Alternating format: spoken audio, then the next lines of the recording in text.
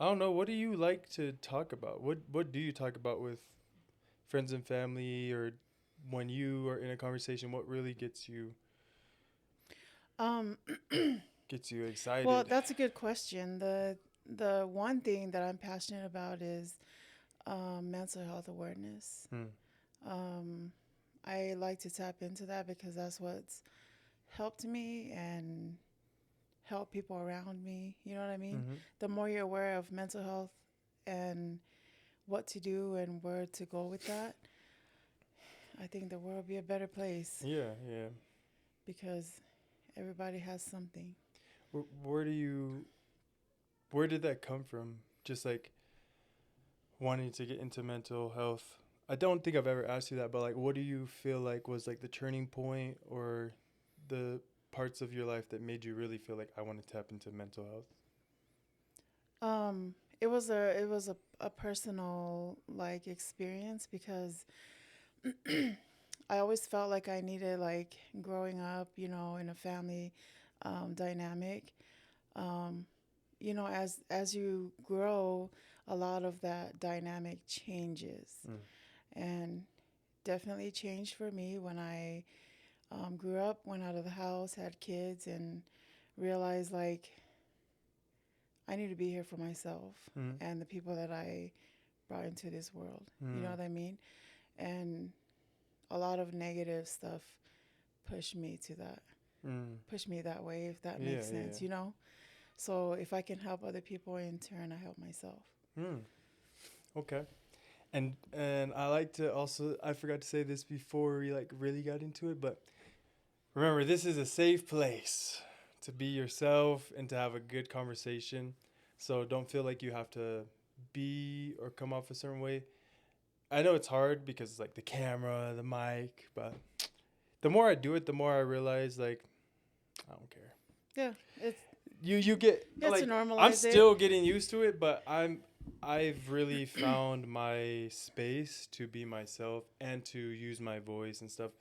And I feel like growing up a lot, I didn't Hmm. talk a lot. You know, I wasn't really expressive of my emotions and use my voice. And I think for a long time, because I didn't build those skills of using my voice or just voicing my opinion, talking about my emotions, it got hard for me when I got married and stuff like that to do that. So it took a lot of inner work and criticism from my wife and from just like people who cared about me to realize, I gotta be honest with my emotions Hmm. and stuff like that. So it's definitely helped. But then getting to podcasting where it's like, oh, you're supposed to talk a lot, you're supposed to use your voice. In the beginning, I definitely was insecure about how I would sound, how I would come off to people. And I went through a lot. That took me to another place of healing or like of awareness to like think about like, dang, why do I care so much about what I sound like? And there's a lot of reasons, right? There's still like a part of me that cares about what people think, Hmm. and I want to come I off a think that's certain way. natural, though, Yeah, right? yeah, no, In no, in everyone. it was natural, but there was probably a little more because of the way I didn't use my voice, Right. and I Yeah. was a little more insecure that way. But now that I've done a few, I've posted videos. Now I'm getting more comfortable just being myself and not caring if I stutter or how I sound, because at the end of the day, that's me. That's just how I talk. That's just Yeah. how I sound. So if the people who I want or I envision supporting me and supporting this journey and vision that I have, it's like they won't care. My No. future my future followers or future people who support me, they're not going to care what I sound like. They're more focused on the value they're getting, so that really helped alleviate some stress. Yeah. But yeah, so I say all that to let you know this is a safe place to explore ideas, to talk freely about how you feel about things and how you view certain things, or Hmm. like things that you just enjoy talking about. So like if we get into mental health stuff and like yeah, I don't know. I just really want people to feel safe to be themselves. For sure. So, damn, I just don't know if we can hear all that banging. Damn. The damn kids. No, it's okay. Well, at the end of the day, you know, and that's part of my journey. It's like, it's not going to be perfect. If there's a part where you can hear kids banging on, it's like, yes, I'm a dad. Yeah. I Have a got full-blown family. I got shit I got to do, but I'm trying to do this podcast, so I got to fit it in where I can. So, Yeah. but yeah, so I mean, going into that, or just like going into the mental health stuff, like, don't you get tired? Are you tired of it yet, or you still no? No, because it helps me, like, move forward, like, emotionally and mentally. Like,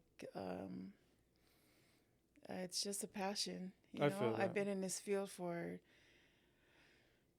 how old are you now? 27, 28 years. Damn. Because I started when I moved here in St. George. Oh, okay. Okay. Yeah. But it's definitely has to be a passion or you will get tired of it. Yeah, yeah. You know what I mean? And I know what it is, but sometimes I don't know what it is, what carries me through working with troubled teens. Yeah. You know what I mean? Yeah. There's days, most days, like, I have the grasp, but other days is like, why am I here again? What am I doing? No, I feel that. No, that makes sense. Sorry, I be getting nervous. Talk some more. I should put this on then. No. Can you hear me? Yeah, I Or can. should I put the mic closer? No, you don't need it closer. Okay. I don't want it in your face, you know? Yeah. Actually.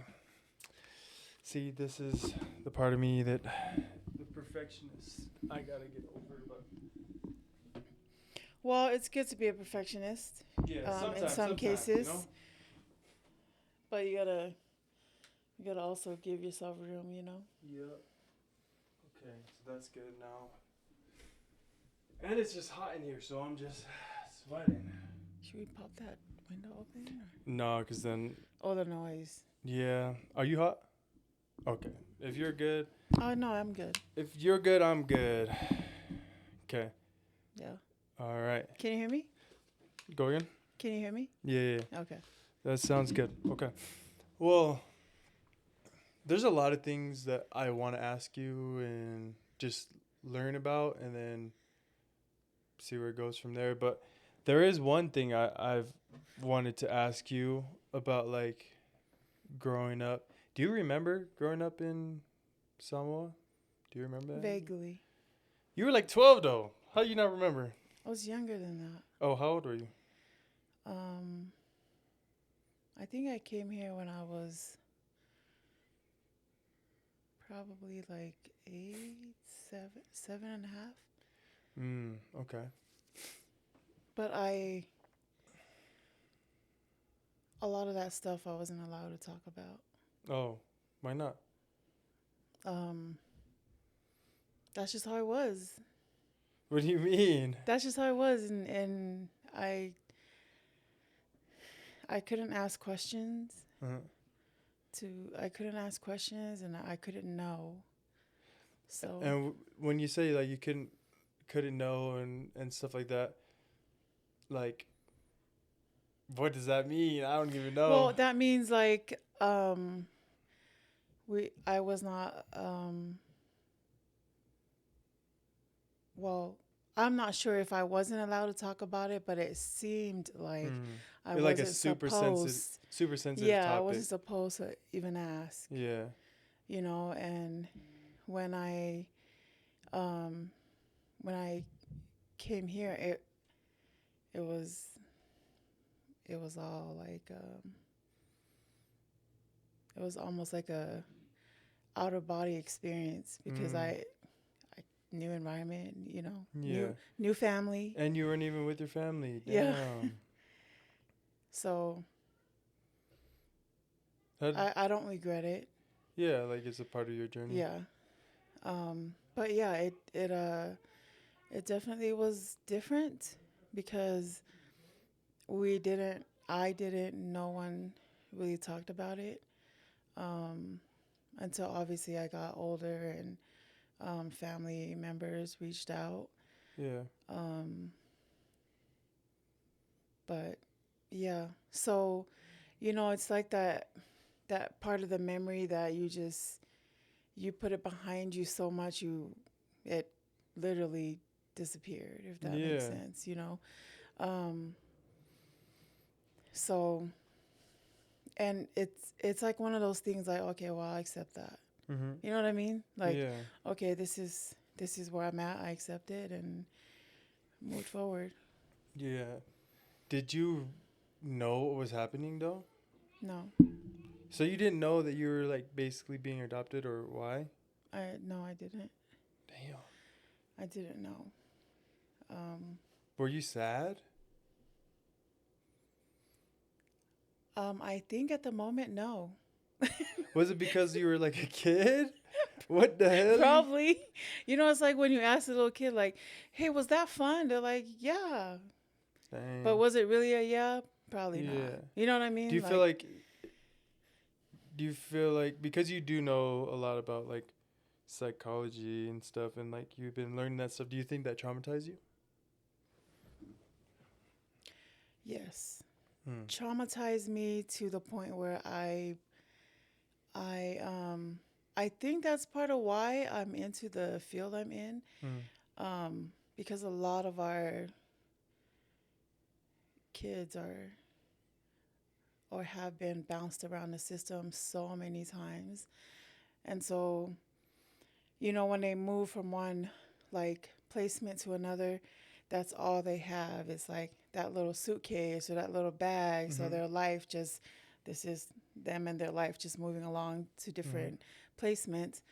So I relate to a lot of those kids Mm. in that moment when my life like completely changed. Yeah. Does that make sense? Um, I do remember the feeling of like having that acceptance, like, okay, this is this is what it This is is. what you had to Yeah. do. How was it growing up for you? It was good and bad. Hmm. Would you say good and bad, like normal, healthy, good and bad, where it's like you're with, unperfect people, but they're doing their best? Or is it more like good and bad, like unhealthy, dysfunctional? Well, I would say there was a dysfunctional role and then there was a healthy role, Mm. which is my two set of parents. Mm. Like You one know, was functional, yeah, or one was healthier and stable, and the other one. yeah, So I'm assuming I know which one is yeah. which, but okay. Did you? How was that? If you want to go into that, No, I mean, at the end of I the day, don't like, mind. You know what? Transparency is important. yeah, and you don't have to use names or anything. It's Yeah, really goes back to your experience. So like, you yeah, can say my mom, my dad, because that's still your experience. That's yeah. one thing I realized is like even when I talk about my experience, like I do feel like I had a lot of hardships and struggles the way I grew up, but that doesn't take away from where I'm at and where I'm at Mhm. with my family now and stuff like that, Right. and with you guys. So it's like I hope it doesn't hurt you guys' feelings when I talk about that stuff, but it is more like that is in the past. I don't feel like that anymore, but I think for me it's more like it's a good opportunity to help people relate to Oh yeah. my Yeah. cause. For example, it's like, hey, I went through some shit too. Like, Yeah.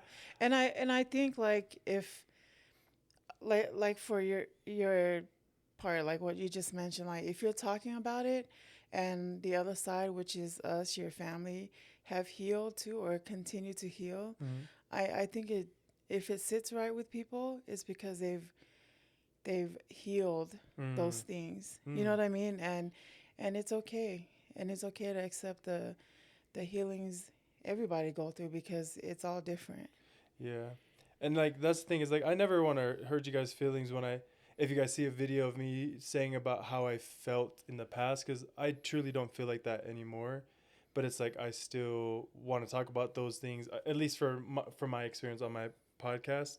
But I always like try to let people know like, hey, like my family's doing great, and like I'm Yeah. grateful for like the changes they've made and taking accountability now. And it's like, it's not about, it's almost like what they say in the Bible where it's not about when you started. It's that one parable where they're the working one. I forgot how it goes, but it's like they all were getting paid the same, and like they were getting that raise at the same time, even when certain people joined later. So like, let's say there's a group that started in the morning at $5, and then by noon they were getting paid 10, but then Mm-hmm. the new people that came on were also getting paid 10 10. at noon, Yeah. and then so on and so forth. And I think for me, what I get out of that is that like it doesn't matter when you start as long as you do start with that intention. So like Yeah. that's just like the preface so that you guys know how I feel. But going back to the real issue, but like yeah, so like how was it for you growing up? Like I definitely wanted to ask you, and it's like, hey, might as well ask now. But Yeah. It was great. Um, and it wasn't so great. There were yeah, the good and the bad. yeah, There were times where I felt loved, and then there were times where I didn't mm, feel it from my mom. mm. My dad, he was a good man. You felt it. Hmm. I feel Yeah. it. And I feel like that's my journey, and whether it was good or bad, like I have no regrets. Yeah. So, sorry. No, it's a safe place, and I know he means a lot to you. Like I definitely see how you do hold on to the Tongan culture because of him Yeah. and what he meant to you and stuff like that. And I feel like it's because like all of the good things came from that side. Hmm. That makes sense Yeah. because I never understood you being technically by blood full Samoan, Hmm. but you always just claim Tongan. That makes sense Yeah. now. Like I totally understand because your mom who was Samoan, your dad who was Tongan, you got to see how they applied their culture and tried to live it, and obviously one side did not live it so good, and the other Yeah. side, and the other side did, and that's crazy. I didn't even know that that's like why you do have the respect and love for the Tongan culture that way. Yeah. Sorry. No, take your time. Like I said, it's a safe place. I would give you a hug, but that's unprofessional for my podcast. No, I'm joking. Yeah, let's not do that. after. Yeah, but grandma, my mom was a good woman. Yeah. And obviously now, right? I know now. Well, I've known for a long time, like, um, you do your best as a parent, Yeah. but you had your own issues. And when I learned that, that's when I like forgave her. Hmm. You know, she. That's why mental health is important because a lot of our people, our culture is like, what? You're depressed? Just go wash dishes or For real. go do this and go do that. And if they're feeling some type of way that we don't understand it or their family don't understand it at the time, it's like, what? What are you talking about? Just go do something or go. Yeah, like they're almost It's scared of very dismissal. emotions. Yeah. Yeah. It's a dismissal approach. And I think that would be the change, Yeah. for our culture, for our people, is to like let people speak up. And love one another, right? Yeah. Yeah. And don't dismiss, Yeah. especially the kids. So, I'm learning that actually more recently about like love and stuff. I'm reading this book and I'm learning a lot about how much change we could make in the culture, or maybe even like how far we've gone away from the true Polynesian culture and all the different aspects like Tongan, Samoan, Fijian. Like I can't speak on all of them, but I definitely can speak for Samoan and Tongan culture. Because To you've me, been they're the around it. same. Yeah. They're the same. Not unlike the traditions and the colors and the pride and how they show that. Hmm. Like I know there is like specific things to each culture, but as a just like a general sense of like Polynesian culture, it's the same. I feel like there is a lot of dismissal of emotions in general between adults and adults to kids and kids to kids, and I think from what I understand, it probably for me comes back to they're scared of emotions or something. I don't know if they're like scared. Yeah, and you could tell me from like your point of view being a little older and how the transition from the Polynesian culture now and the kids now and the adults now from when you were a kid, but I do feel like a lot of them just be scared to talk about feelings. Like you said, they dismiss depression, anxiety, those things that like are challenges that we can go through, and I do feel like a lot of that is in our culture because we everyone's doing it alone. Like kids can't trust their parents to be there for them emotionally, so they try to deal with it on their own. And being a kid or even just a young adult, you don't really have the skills and the knowledge to truly heal from it. And then when you're trying to cling on to the a toxic culture, yeah, just get in line and become toxic. Take a number. Yeah. I think this is just my opinion from then until to now. The transitions with the family, like communicational skills, um, mental health awareness, even. I feel like there's has been big change in that Mm. because there's systems in place to protect and serve certain individuals, Yeah. in certain aspects of their lives. So I feel like a lot of the changes have happened in I won't even say the cultural Just thing because society. just society and the way mental health has been pushed out. I feel like a lot of changes in Yeah.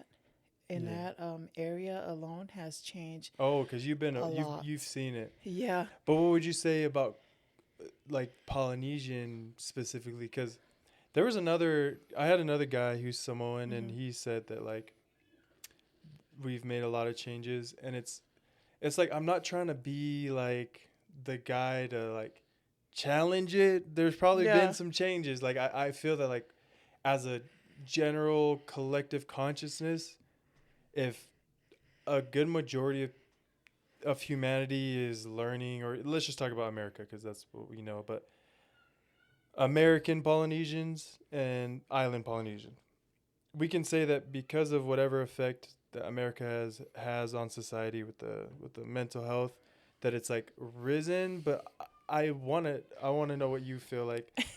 I think I'm just challenging the statement that Polynesians have made growth, or is it more like they're growing with the times? Okay. Like, what do you feel about that? Because I'm not I've trying to be a hater, No, no, no. I don't think but you are, but I think there is some light to be shed on that specific question. I feel like the changes of the mental health in the Polynesian community has changed in the sense of we have more knowledge now. mm, I'm going to say with all due respect to all I love our people, but is it really being implemented in the homes, in mm, the four corners of in the four walls of your house? mm-hmm. That's a good question. That's yet to be determined. For it's to be continued. Also, Polynesian Americans here and the islands, I don't think they've transitioned a lot at all in the islands. Damn. To be honest, Mm-hmm. like because the culture there is so like deeply rooted Yeah. and it's an everyday thing. And I hear people say, oh, it's so much more Americanized in the islands. I haven't been there in a Yeah. long time. Yeah. Um, and so yes, I think maybe the shoppings, the things that they have access to, the accessibilities of Yeah. the island right now is Yeah. a lot more modernized. But as far as like mental health itself, I feel like that's still in a back burner. It's back in the islands. Yeah. Does that It's make more sense? And that makes a lot of sense. It's almost like because we're advancing, let's just say, because America is advancing technologically, we have more research, we have more studies and more knowledge about mental health, Mm-hmm. and the AI and all these things are growing. It it's almost like we are just assuming that we're growing, and Yeah. Yeah.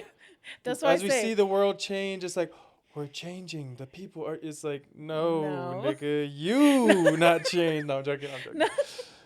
No. No. But for real though. Yeah. No. Okay. Well, that and like, I think And it's hard. And it's that's part of hard. yeah. It's like that's part of my thing is like I'm not trying to be a Debbie Downer. I'm not. No. There's a lot of beauty, and I have to say this every time because I feel like Polynesians are very sensitive. As hard as they want to be, Yeah, yeah, that's as that's that hard and sharp as they want to act like they are, it's like that's they that be mental low-key health. That's soft. that mental health stuff. Yeah, it's like your mind isn't Yeah. right. Your mind is too weak. That's why you be blowing up and trying to beat everybody up off of one Yeah. inconvenient emotion. And I've Lock I've in. always talked and said this to you guys growing up, like, it don't matter how big you are. What matters is up here. For real. Because in the end, that's where it's at. For real. Knowledge is freedom. Knowledge is, Everything, I yeah. mean, if you implemented that. No, That is. yeah.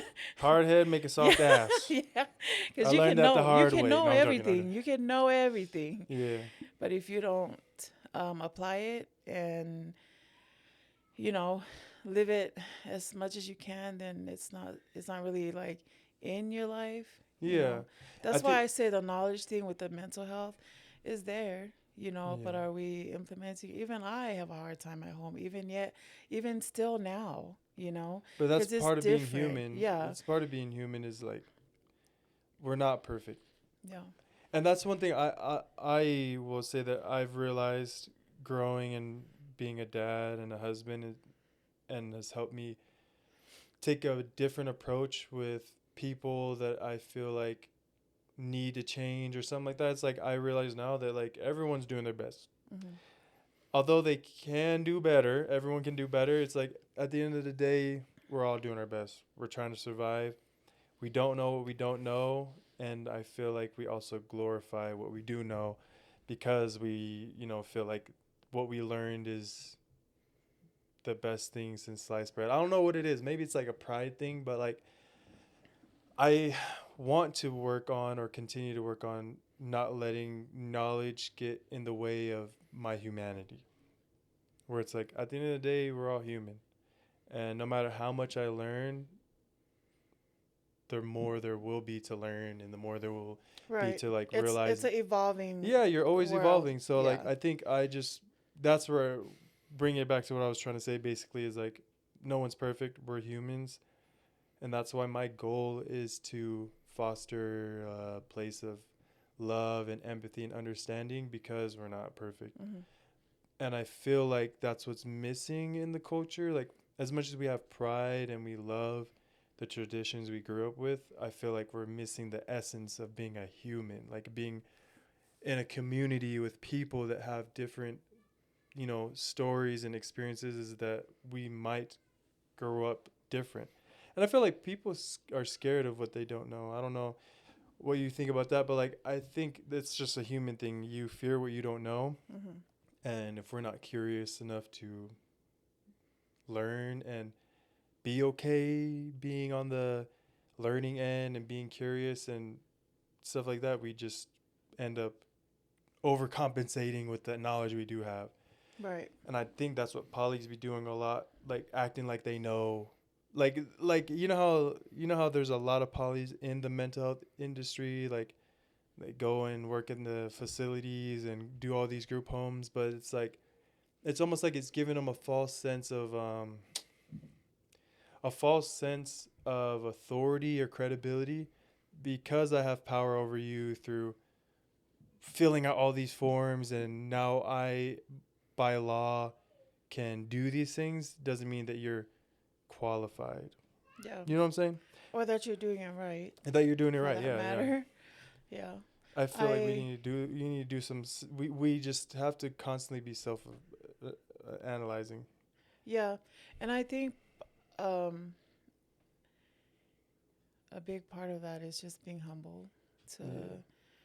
When you're humble, you see things different, or you see other people's views. Not to say that you agree with it, but to say, hey, you know what? Yeah, that's a good outlook on that. Yeah. You know, and then use it if you can. But I think in the line of work of like working with humans in a mental health environment, it it can get to that area where it's like, oh, yeah, it's fine. They can just do that. It gets complacent. People become Yeah. complacent. Like, oh, it's fine. They'll just do that. But in in mental health, is ever so growing. It's ever so changing, and I think it's important for people to understand that. Like, um, our where I work, we push out this whole like trauma informed approach thing, Mm. and I love that because when you put it in that sense, it's like the wage thing that we talked about a few minutes ago. Like, if you get paid $10 and these people come in and they get paid $10 Mm-hmm. too, like, uh, You're gonna feel some type of way. well, I think that's a good like analogy or example to my my outlook of like mental health and working with people. It's like you all can grow together when you approach it in a trauma informed sense. Mm. You know When what you're I mean? trying to make sure that you look at this person as a human that has trauma and has been through Hmm. things, and trying to be just like understanding. You're like being empathetic. You're saying. Yeah, Okay. yeah. So it's the same to me. It's the same thing as that stories, the parable you talked Mm-hmm. about. Um, because everyone comes from different walks of life, and we can't really put like a how do you measure this person's Yeah. successes or regressions. No, that makes sense. The trauma informed, it puts you all in the same equal opportunity kind of thing. Yeah. Like, hey, because you have trauma, even though it's different trauma, the feelings are the same. Yeah. The emotions that are attached to those trauma and those traumatic events, they most of the time tend to be the same. Yeah. You know? And I think that goes back to like not taking things personal. Yeah. I feel like when people get in a position of authority, it's almost like they take things more personal because they're in that position of authority, and they feel like they like they shouldn't be disrespected. Or I don't know how to explain it. Like, it happens a lot in the Polynesian culture. It probably happens in like a lot of different cultures, black culture, where it's like it's all about respect and demanding respect. And sometimes we get caught up on, because we have authority, we deserve respect, instead of like earning it through being a good example. I don't know. I feel like that's like something that happens a lot when humans get Mhm. authority and leadership roles, is they be starting to little bro people, you feel me? Yeah. Makes sense. Um that's why I like the trauma informed approach because it levels the playing field. Mm. You know what I mean? Turn that back. Right. It levels it out for everyone. Yeah. Like, hey, yeah, you went through that, you went through that, I went through this. We're all going that way. It's like trying to help people connect. Yeah. Okay, Yeah. okay. Well, when you think about, I forgot what I was gonna ask, but yeah. Well, how you feeling so far? How you feeling? How It's you feeling? good. Good. It haven't really talked much about my past as a young person, Mm-hmm. but it's just good. Yeah. It's just good. Definitely want to. I definitely want to ask more about it, just because I am curious, because you know we haven't I haven't asked about it a lot because you were the one working most of the time. So it's like, yeah, I don't know anything about your past. Yeah. Is there anything that you've ever um, wanted to talk about in your past, like that you want your kids to know about, that you hold Um, dear? whole deer? Yeah, What? I don't know. Maybe we could go this way. Do you So you speak full Tongan? Do you speak Samoan too, or No. do you? Are they pretty similar? Yes, there are a lot of words that are similar. The dialect is different, but there's a lot of you can connect a lot of things together. Oh, okay. Yeah. Did you just learn it from talking in the house? Mhm. My grandparents lived with us for a long time, They and did. they didn't really speak a lick of English. Oh, So we had to speak to them in Tongan.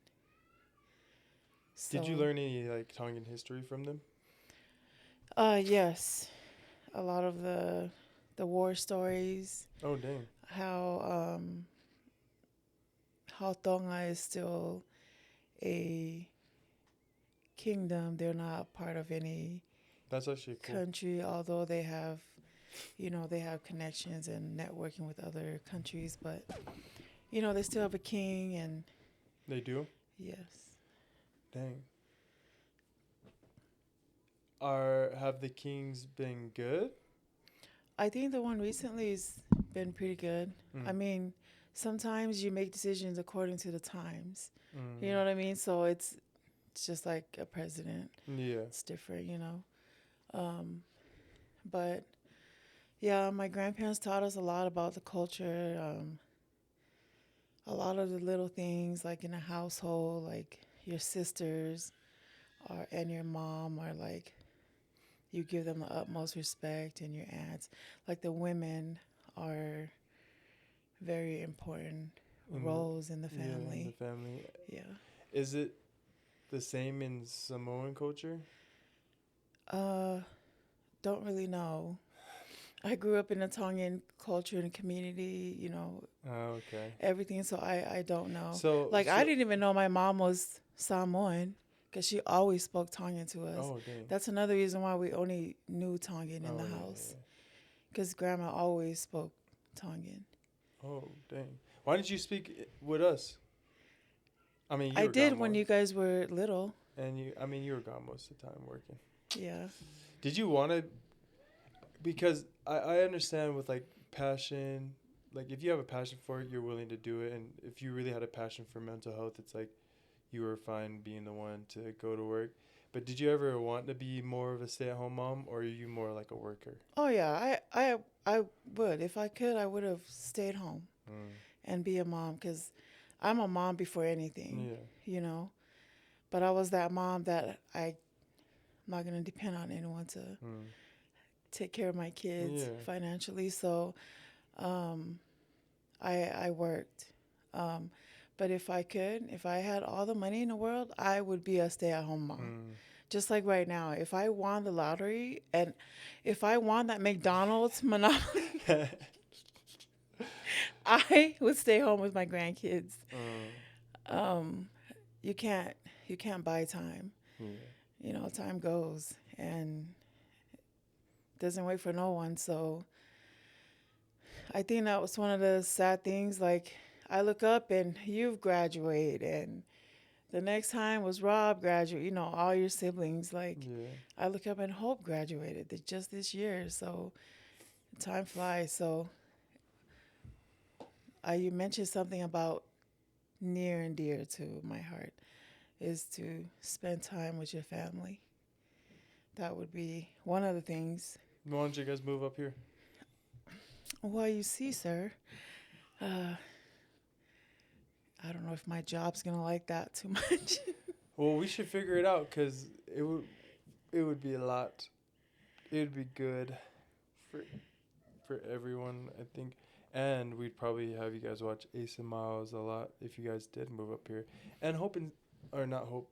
Son and PJ are trying to move up here too. Yeah, they're just Sana doesn't want to.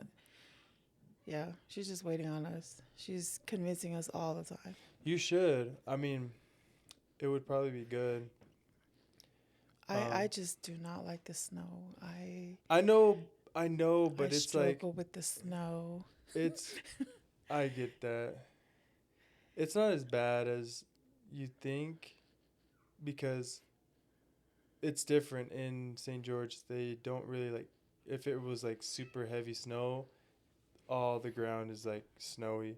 Here, they literally have businesses and companies that are paid to make sure that I the know the roads roads are are clean. clear. Yeah. Yeah. So the freeway's always clear, the exits and entrances are always clear, and then most of the time even the streets are clear. So like, if you're thinking of like driving in the snow, it's not really like that here. If you drive smart and just cautious, you're never gonna get in an accident. And it's fun to be, in the cold too. Like here, it does a pretty good job at having like a solid 4 seasons. Like it's more like winter for like 5-6 months, and then summer for 5-6 months. But you get a little bit of spring and fall. That is our ideal thing, is to be living close to all our grandkids. Yeah. No, yeah. The thing is, I can't live in St. George anymore. There's just too much. It's just more convenient up here. There's a lot more to do to entertain the kids. That is like right down the street. Oh, we can take them to this place, and it's cheap because There's a lot more, yeah. there's a lot more people. So a small business that does like a kangaroo zoo for $15, they know they're gonna make money because there's enough people going there. So like Right. in St. George, all the stuff there is expensive because they don't have as many people going. So it's like there's just more to do. That's my thing. I wanted to move to St. George, but I don't think I can anymore. It's not enough out there. It's growing. I know it's growing, but you got to think it's probably where it needs to be for me to move out there in like 10-15 years. And I have a business here too. Yeah, that's And it's growing, yeah. And there's there's no more work opportunities. I have so many, like I have a good amount of clients that have jobs and stuff. And now you can make, or you can go to school for free if you make under 100,000 a year if you're married. So What? it's like, yeah, so you might as well. Yeah, I need to come up here and finish my school then, if that's For the real. case. I do love our times when we come up here. I think it's important for the kids. Yeah. To see us often. So, because no money in the world can buy that. Yeah. So, I can tell you we will think about it. No, definitely think about it. It'd make it a lot easier to plan things and stuff like that. And it's like, you got to think it's easy to just be like, oh, we're going to drop you off at your grandma's house on Friday and we'll pick you up on Sunday. So it's like, yeah, that kind of stuff. Yeah, we love that. And the kids are getting older. It gets easier. Yeah. And you have good boys. They're good kids. Because, like you said, like time,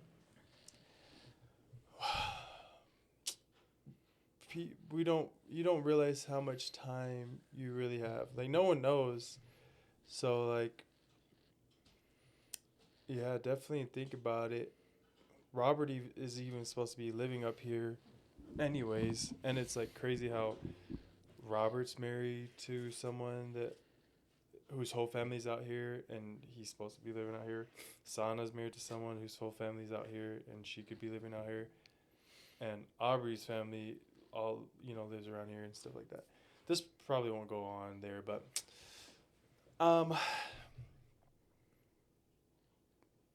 What other questions do you have for me? there was no. I don't really go with Oh, okay.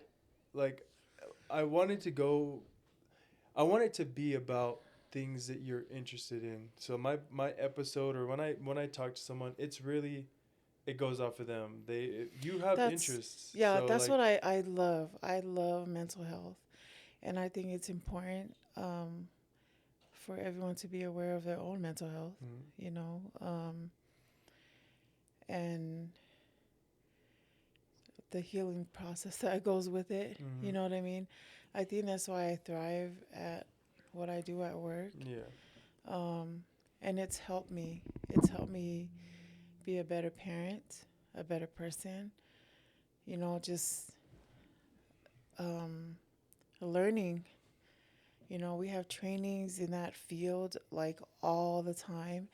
And I think it's important to, you know, tap into that and dabble a little bit and implement that stuff at home. You know what I yeah. mean? I love mental health. I love family. Um, Oh, I got a question. I'm starting to formulate. What I realize in this situation, or like just doing this podcast with you, is I don't know a lot about you, really. Not in like a bad way, but you were the one that was working, so it's like, I guess now that we're here, and it's like I can ask you anything, and yep. it's like, damn, I don't even know what to go off of. But Where to start? yeah, but we'll figure it out. It's not gonna be the last one. But something you said that interests me is like, how do you feel about the Tongan culture or Polynesian culture from your perspective? Because for me, being darker skinned, because I'm half black and everything, definitely affected me growing up. Like some of it could have been like immature thinking as a kid, Hmm. and like just not having that confidence. But a lot of that stuff did affect me. Like now I'm older, I've worked on a lot of things. I've gone to therapy and like worked on myself, and I am a lot more confident and just living life, doing my thing. It's like I've grown past like caring about what other people think.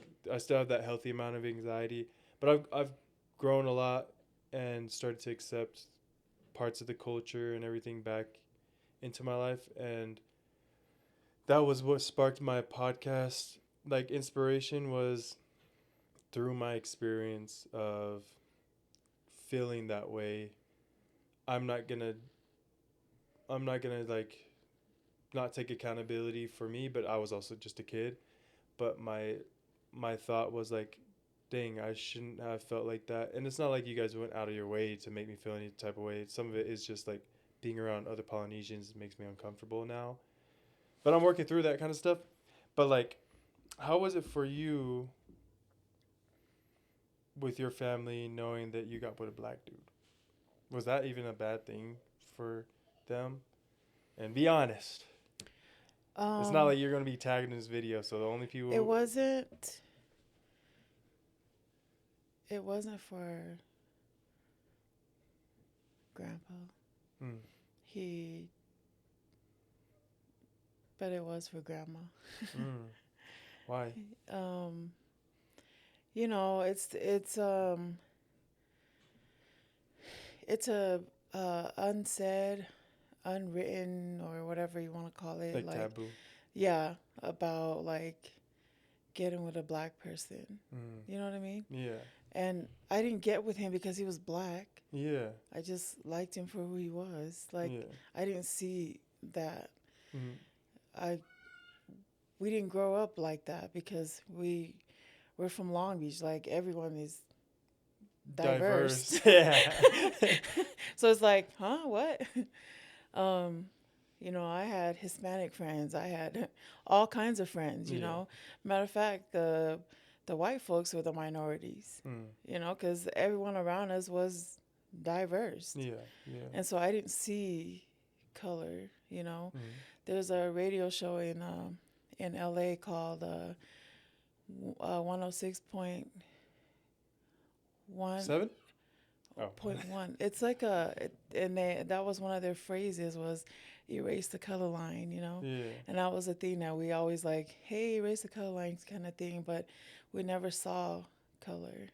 And maybe not, because there is like I feel like white folks do like try to use that line that I don't see color, take it a step further and say it's not that you didn't see color, is that color didn't matter. So it's like you could see a black dude and know that he's black. That's Mm-hmm. not wrong to identify and say, oh, that's a black person, or he's black, or he's Mexican because of his hair color or his hair type, his skin tone. Those are just human identification or features that Mm-hmm. like your brain just processes. So like to straight up say we don't see color is probably not what they're meaning. They're probably just meaning like I don't see like I don't I don't like judge based off of what I see. That's just like another human with certain features, and like Mm-hmm. that's okay. Like you're beautiful. Yeah. You're still a human. Like Yeah. it's just like seeing a brown dog and a black dog that are both labradoodles.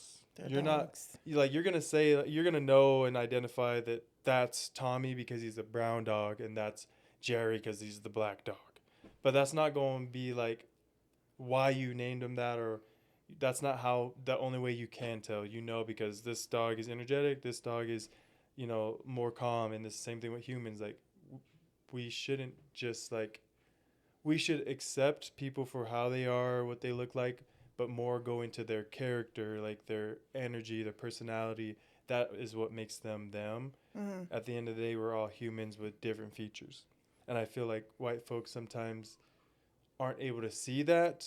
They just see like brown and black and automatically most times just associate that with danger, which is the problem. Like it's okay to see that that person's black, but don't make that just be the reason why you're scared of them. It's like I don't know, you know what I mean? Yeah. So it's like when you're growing up with all these different diverse people, it's just a part of your environment. You just know like, oh yeah, that dude's Mexican, but you're not like that's the only thing. It's like that's my Yeah. friend. That's. He has a personality. Yeah. I like him specifically because he's cool. Or I like her because she's super energetic and she Yeah. vibes with me. And it's not because she's this color or that skin tone. Like, Right. you know what I'm saying? Mm-hmm. I don't know. I kind of went on it off on a tangent. But go ahead. What were you saying? Oh no, you're fine. N- yeah. I mean, growing up in Long Beach, we were Yeah. just all people. You Yeah, know. yeah. That's what I'm trying to say. I just went So off on a yeah. long way to just say you guys are diverse and had different features and different things that made you who you are Mm-hmm. or a part of who you are. But at the end of the day, you guys were just people living and you were just used to that environment. Yeah. So it wasn't like you were looking at that person like, oh, he hates me automatically because he looks that way. Yeah. But yeah. But going back to what you were saying, like why like it's taboo for Yeah. That it's taboo to get with a black person, and that's part of the or issue we need to solve. or not just a black person, just someone outside of your race, Mm. someone outside of your own kind, if that Mm-hmm. makes sense. Um, and that I feel like that's in every race. No, that's true. But You know what I mean? here's what I'll push back, or at least I want to get your honest opinion. Do you feel like if you would have got with a white dude, that your mom would have been fine? You don't go ahead You and be know what? honest. She still wouldn't have been fine because we weren't married.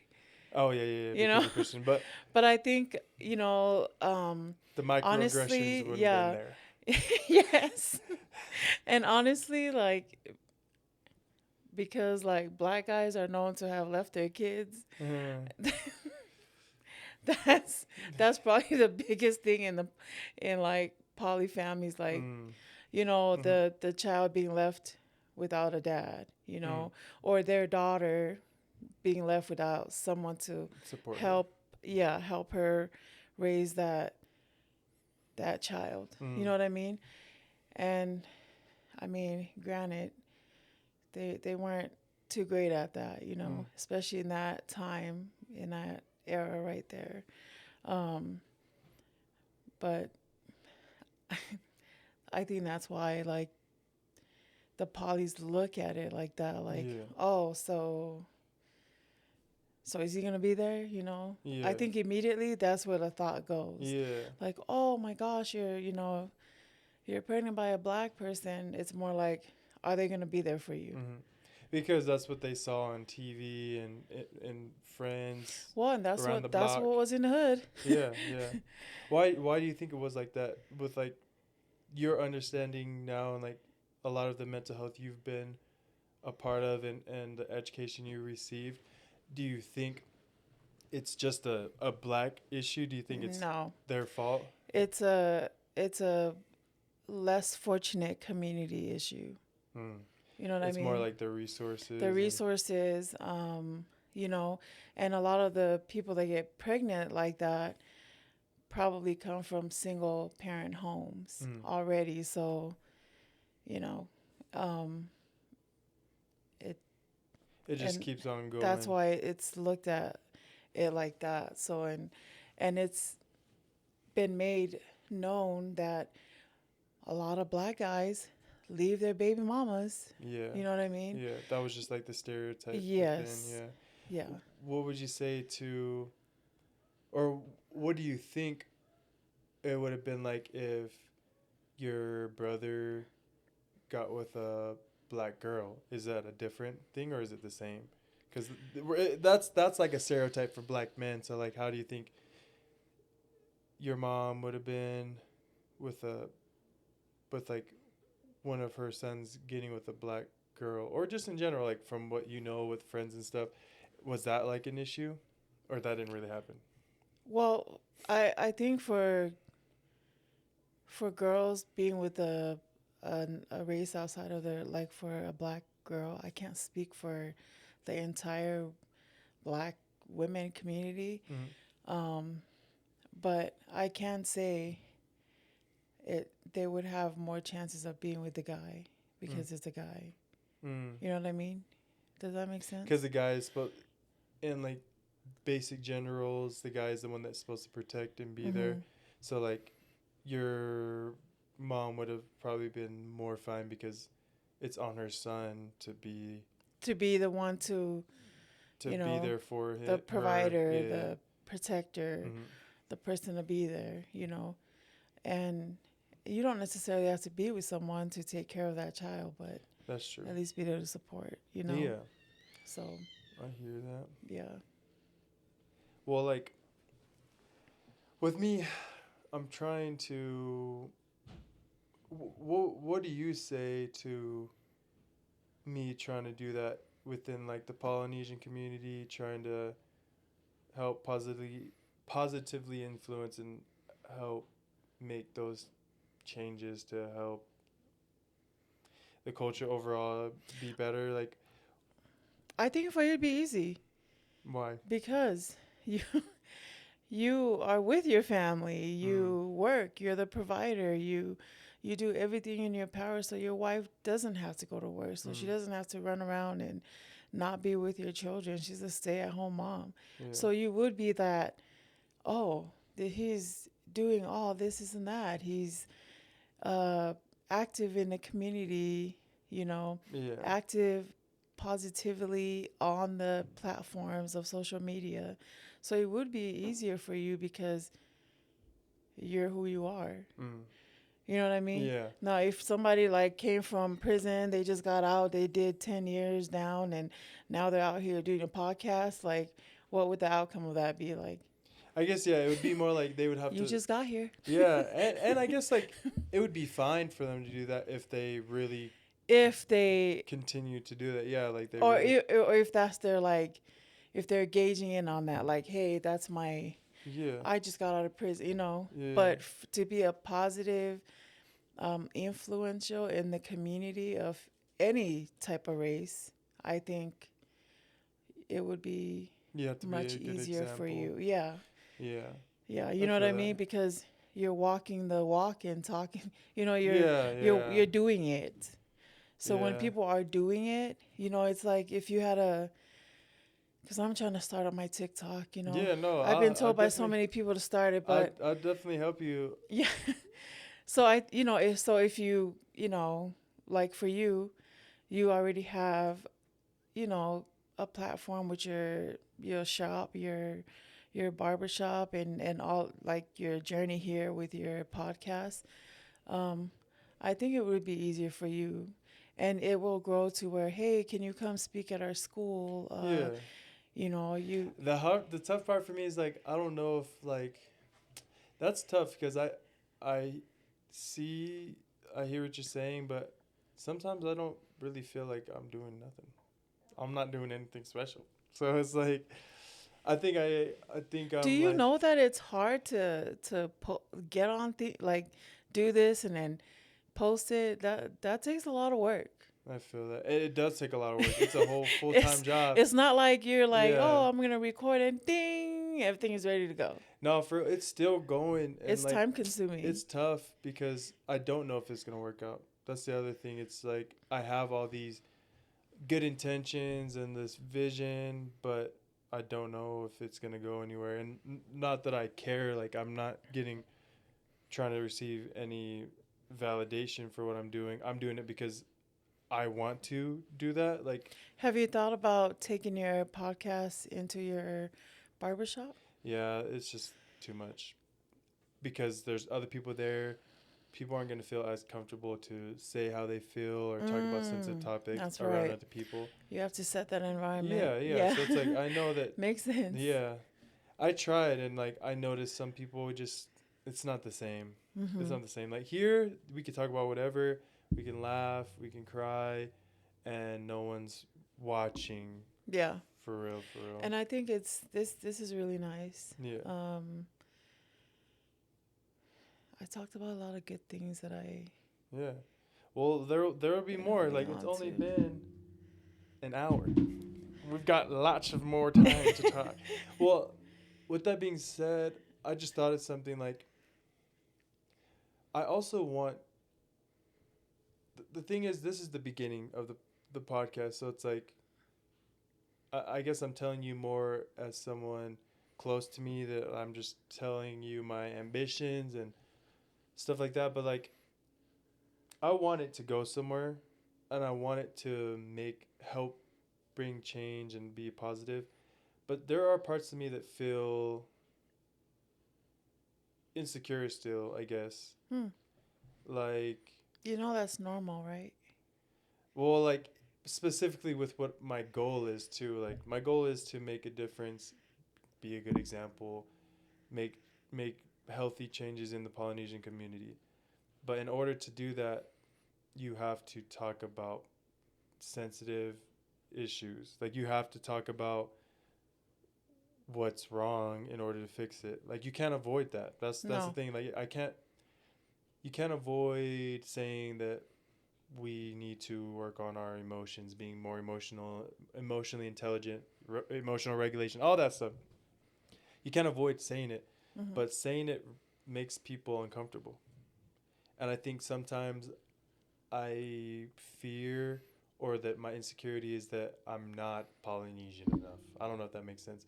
That I don't look like a true Polynesian, even though our ancestors were just black islanders.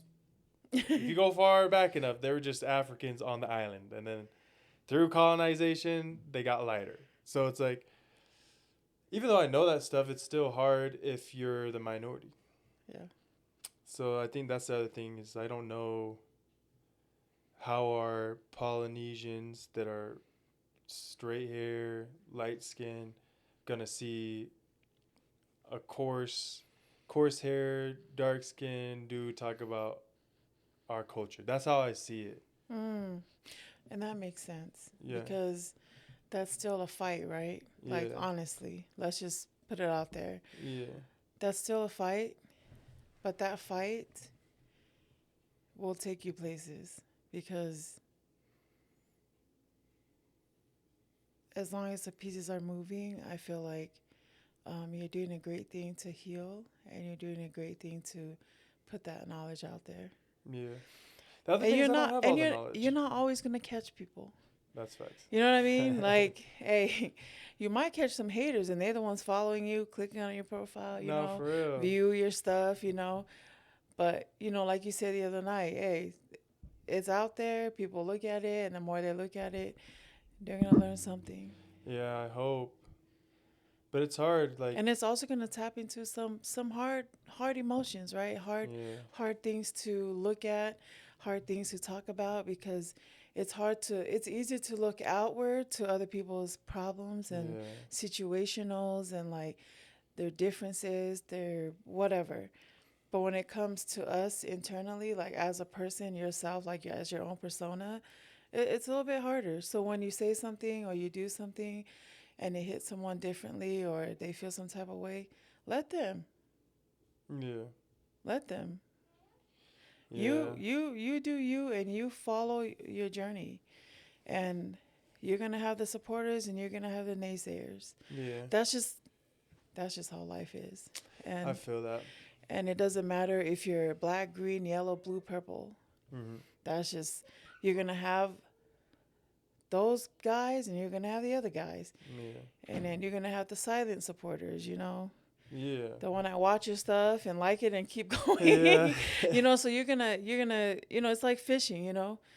Some fishes catch that hook and some don't. So So, with all this knowledge you have, why haven't you started your own I have to finish social media? school. So No, I'm talking about oh started your own social media. I um I don't know. I think it's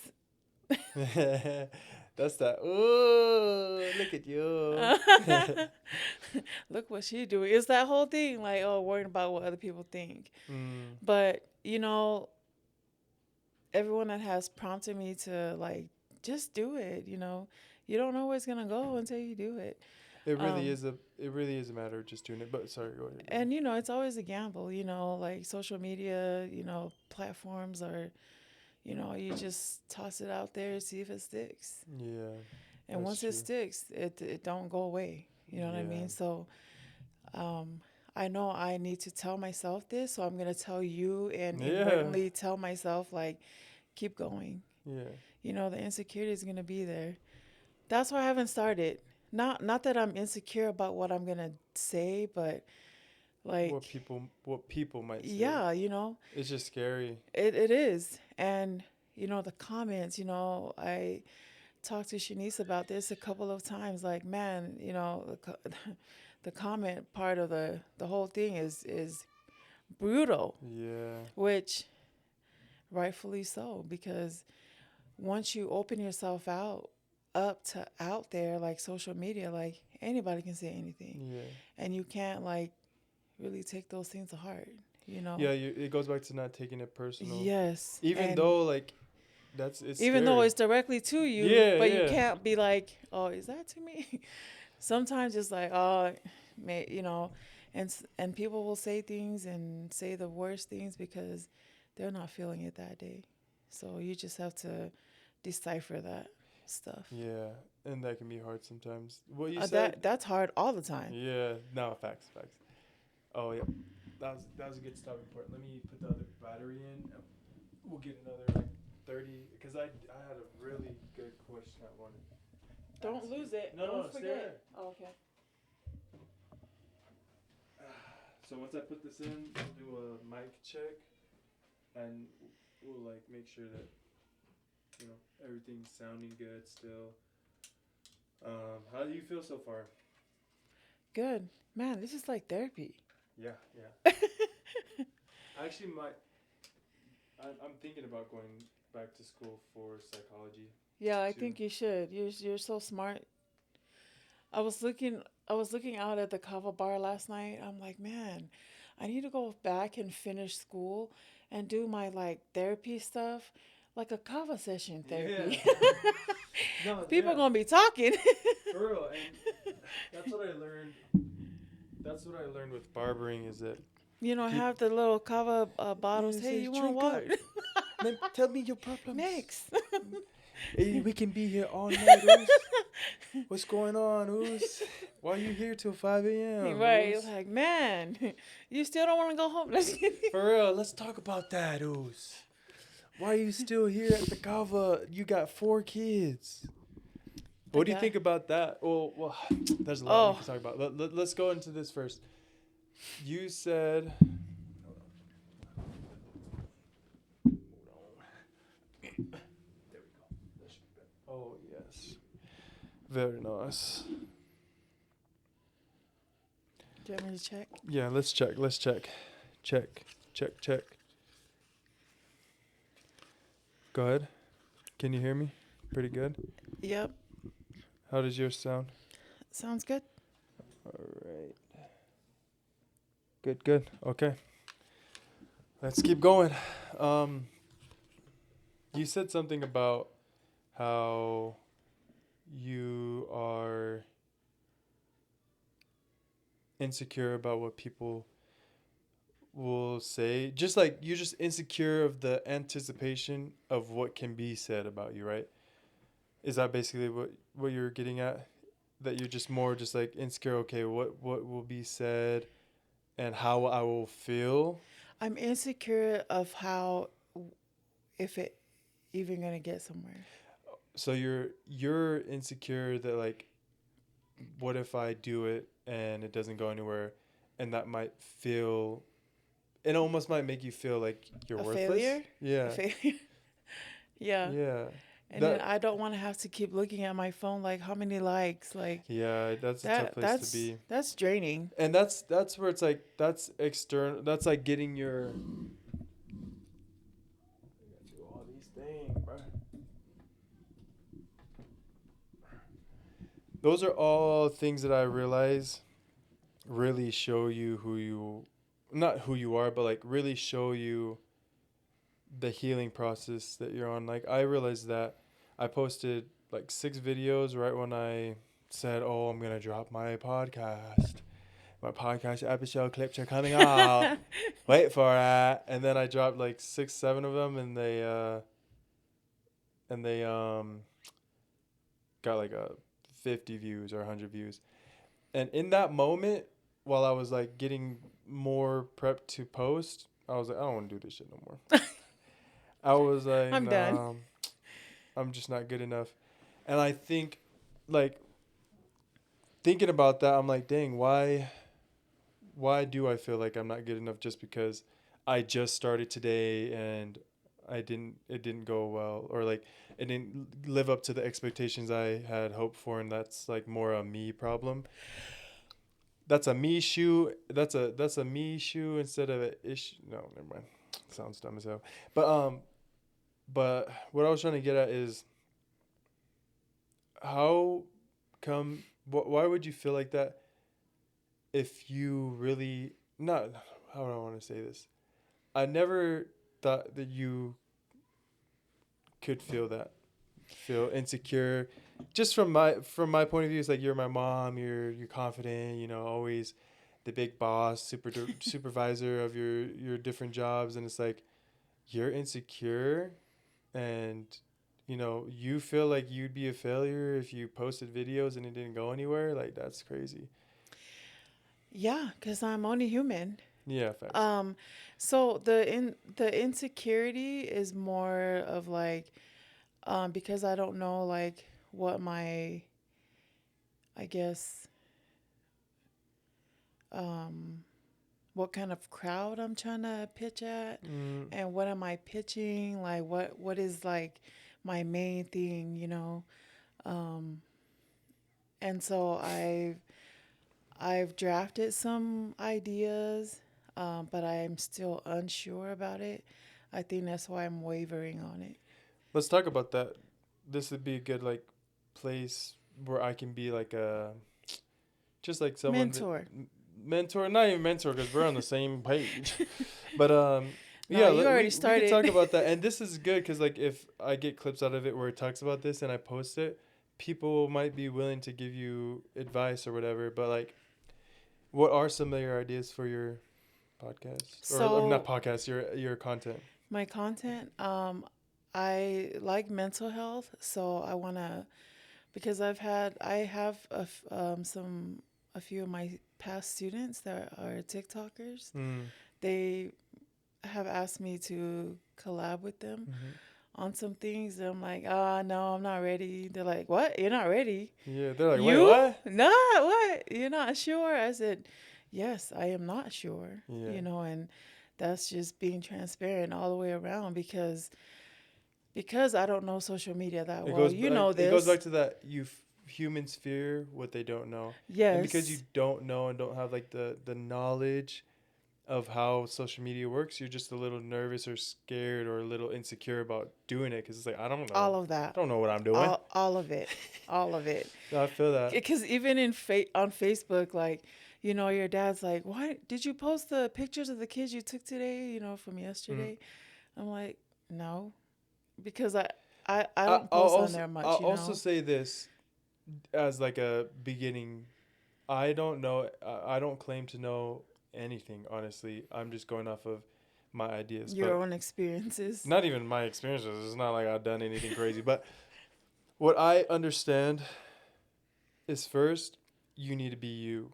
Hmm. I think what I feel like everyone should be doing is being them. That's my thing with the Polynesian culture. It goes back to like I don't like people trying to be something they're not. They're not, yeah. And I think for a long time growing up, I was trying to be something I'm not. And like that built a lot of insecurities I didn't know. I didn't know if I was saying certain words in the language right. So it's like, I don't want to say anything. I don't know if I'm dancing right. I don't want to dance. So it's like, I didn't feel like I could trust not knowing and Hmm. then being taught and learning because I didn't want to look dumb. And I think a lot of times Polynesians don't want to look dumb because we're so judgmental and we're so critical of each other that no one wants to do anything. No one tries to do anything. There are some, there's content creators like Tane Yuli and some other ones that don't care and they're gonna just be them and they do succeed. And I think that's the first core foundation for anyone who wants to get in content creation that I've realized is you've got to know who you are or know what you want. Like I know I am a podcast type of guy.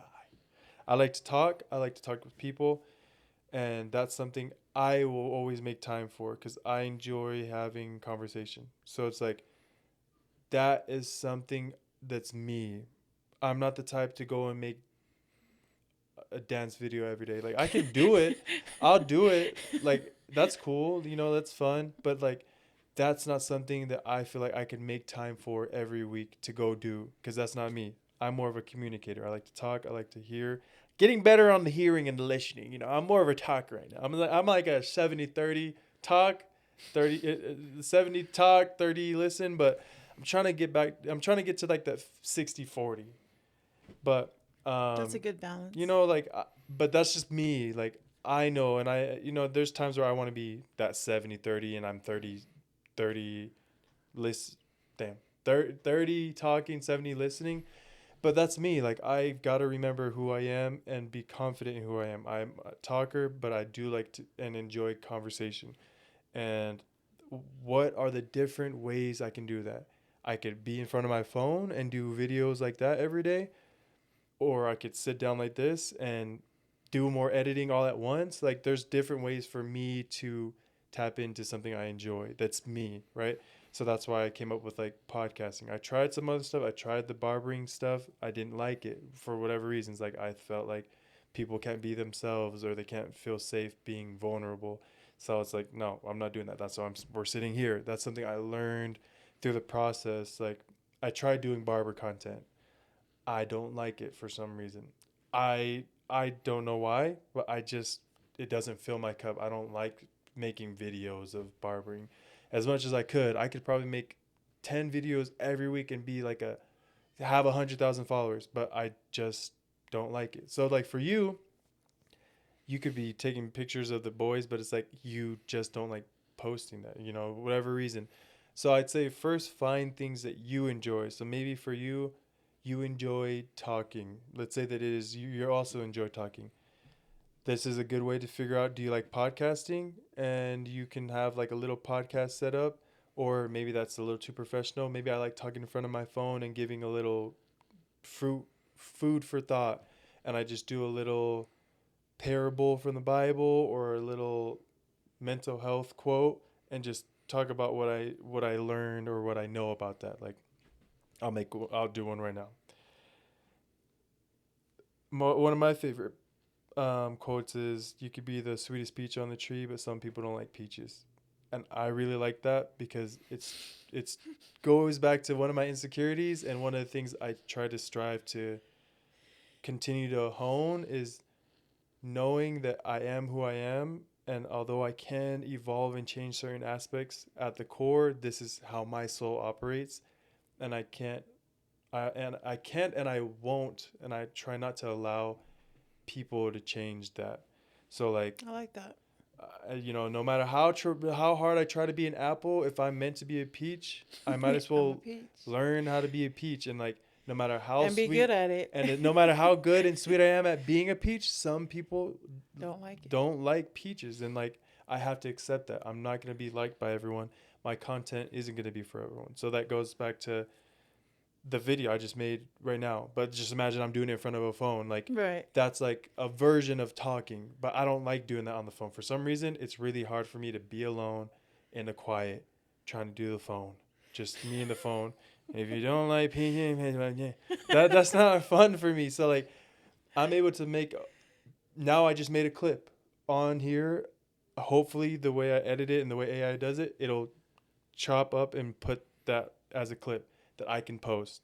I feel like that's a good post for me. Like, that's how I would do it. But maybe you're okay with, before you go to work every day, you get in your car, you just start, thinking, pondering, praying, and you're like, hey, I'm gonna do my morning ritual of posting about a mental health quote, and maybe you can even incorporate culture. People love identity, authenticity.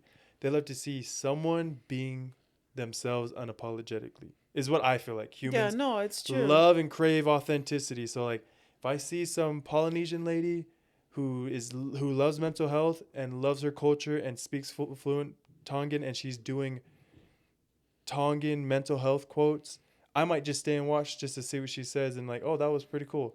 And then again, it goes back to that consistency. If I see it 3, 4, 5 times, and it's like, oh, every time it was cool, I might just follow her just to support her because I like what she's got You going like on. what's She's spreading positivity. I may not always like her videos or want to see them, but I feel like I want to just follow her to support her. So that could be you. You could just every morning do some research on a Tongan, what do they call them? Like parable or Tongan proverb. You do a morning, like a Tongan proverb. Do you know one? um yeah, but I don't want to say it the Why? wrong way. Like I don't want to say it and miss a word. See, and that again, that's where it's like, you're human and you're not. No one can take away your experience, your knowledge. So it's like, who cares if you say it?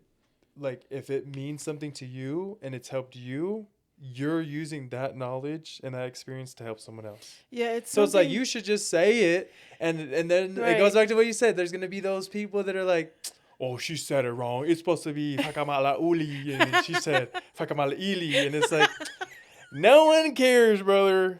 Hey, you got your Screw. vowels right. I feel that, but no, you know what I'm saying. So like, but the people who are there for the value and Yeah. like really connect and resonate, because there's a mom out there with kids and she's got to work, and then she hears you say that, and she don't even care how you said it. She knows, she feels What it you. She meant, know what what it you was was meant talking about, for.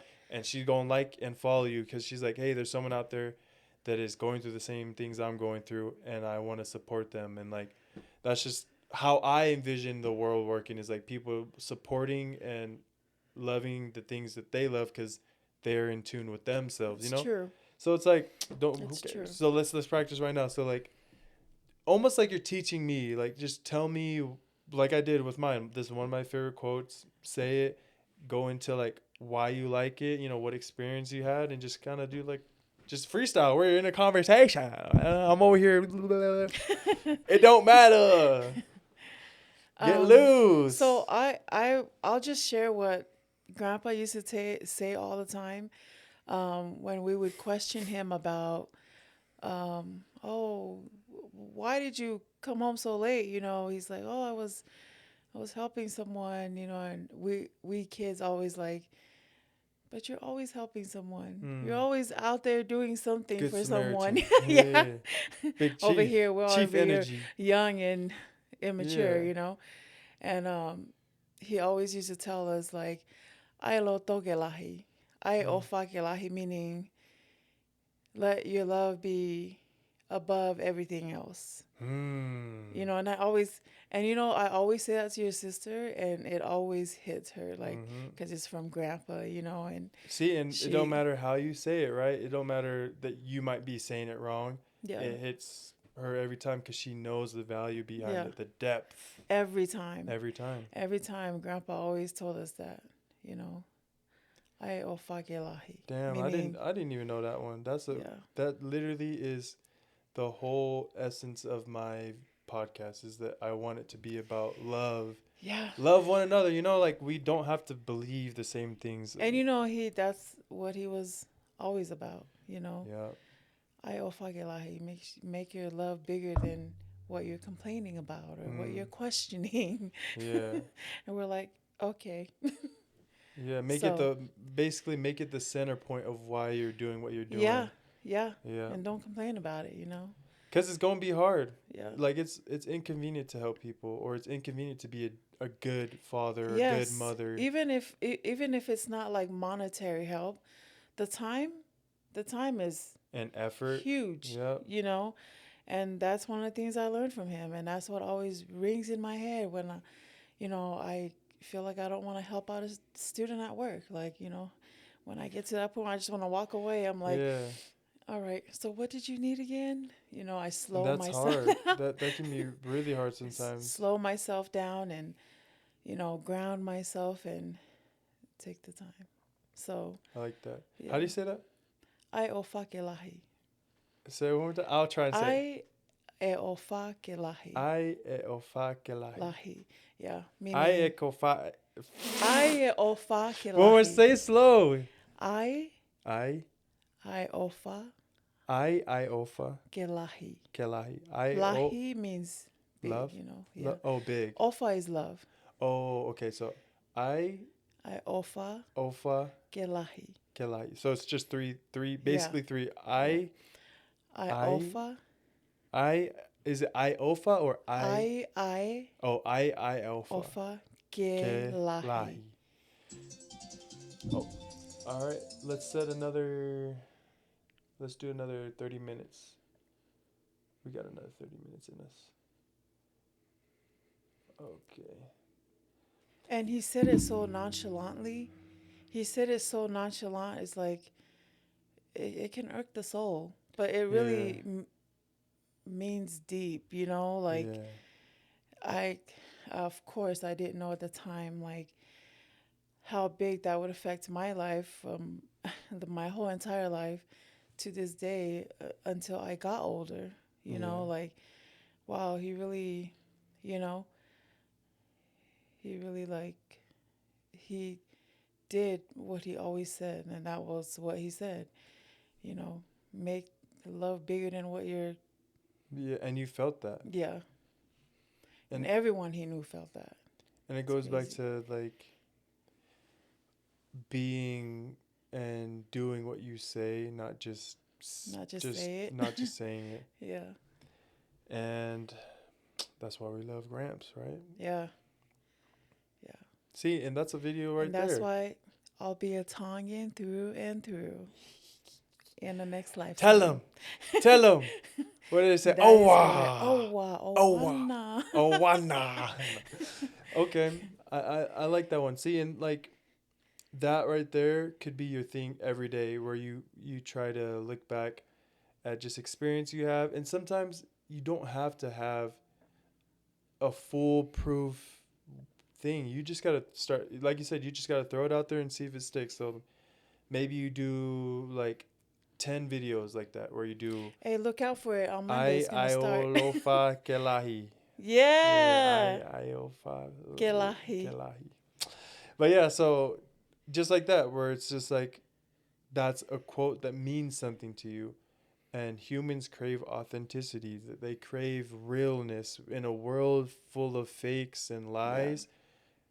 People at their core and their soul and humans truly just want to feel like real. They want to feel people being honest, people being real, being loving without any strings attached. And I feel like that's, again, going back to us losing our humanity with the way things go in technology, and we're going away from village and community, and it's more about like, oh, grind and be rich. And it's like, it's money is not going to fill those holes that you have, those hurts that you have. It might make it easier to heal it. You know, you might have time to figure it out, but like, it's not going to be the answer. The answer is in you. I have a question for I you. I o file kelahi. Kelahi. Yeah. Yeah. I have a question for you. So, what do you think about those people that, for example, I saw this on TikTok the other day. This lady was crying, like sobbing on her post, talking about her divorce or something. Mm-hmm. Um, do you think that's like genuine, or are they just trying to? Because we're talking about realism, right? Like being for real, Yeah. like, with your true self. Do you think that's like genuine? And I mean, You're that's, just trying to use it as an example. Like, yeah, what do I think about that? yeah, I would say that at the end of the day, I don't know her. hmm So, like, I don't know her story, her life. And some people have that capacity to cry like that.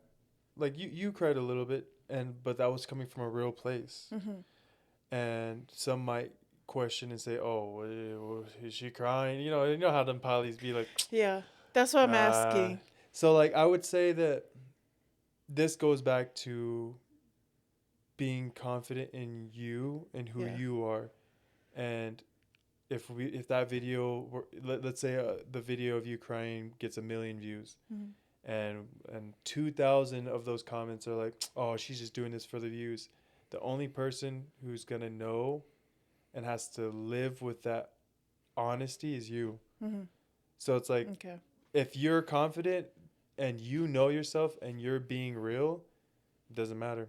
So, like, I like to that. answer the question, it's like, don't know who she is. I can't do that. That's hard for me to do. Like, I can't even I can't even get in front of a camera by myself and talk. So it's like, I know for me, I'm not crying on no damn camera.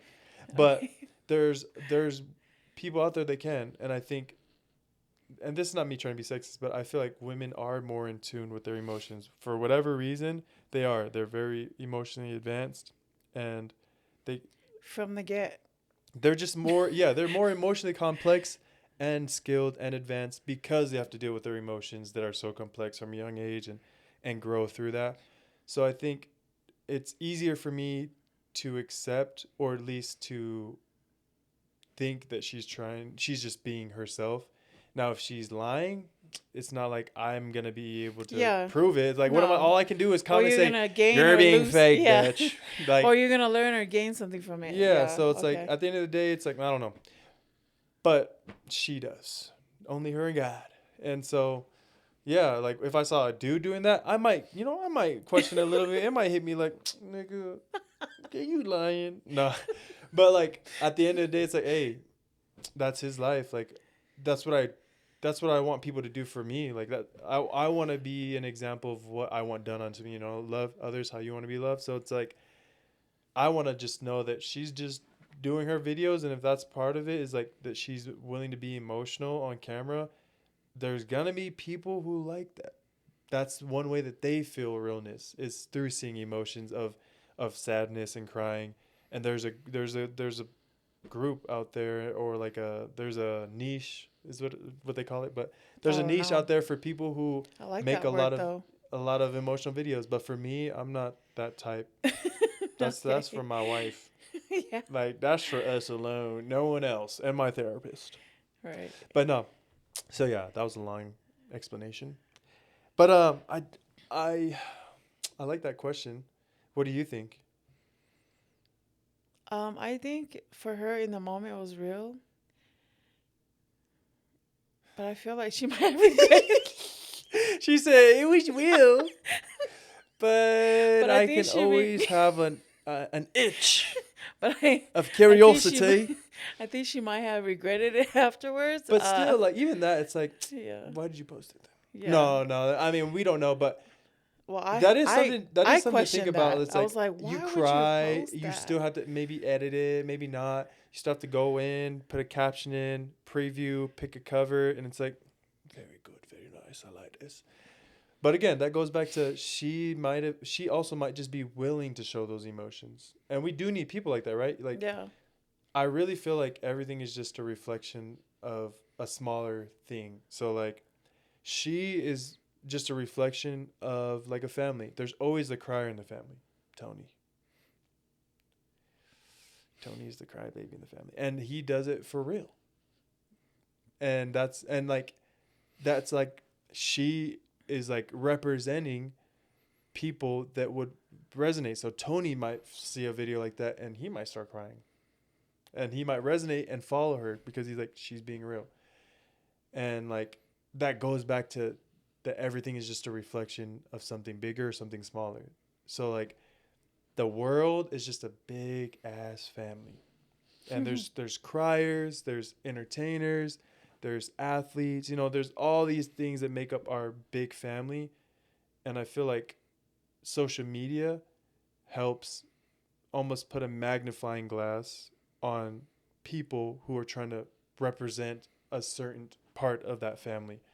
So like for me, I'm trying to represent the Polynesian people and like how we can change, we can be better, and I'm going to be a reflection of my people and I want to show all the good parts and but also be willing to acknowledge and accept and try and heal the bad parts, you know what I mean?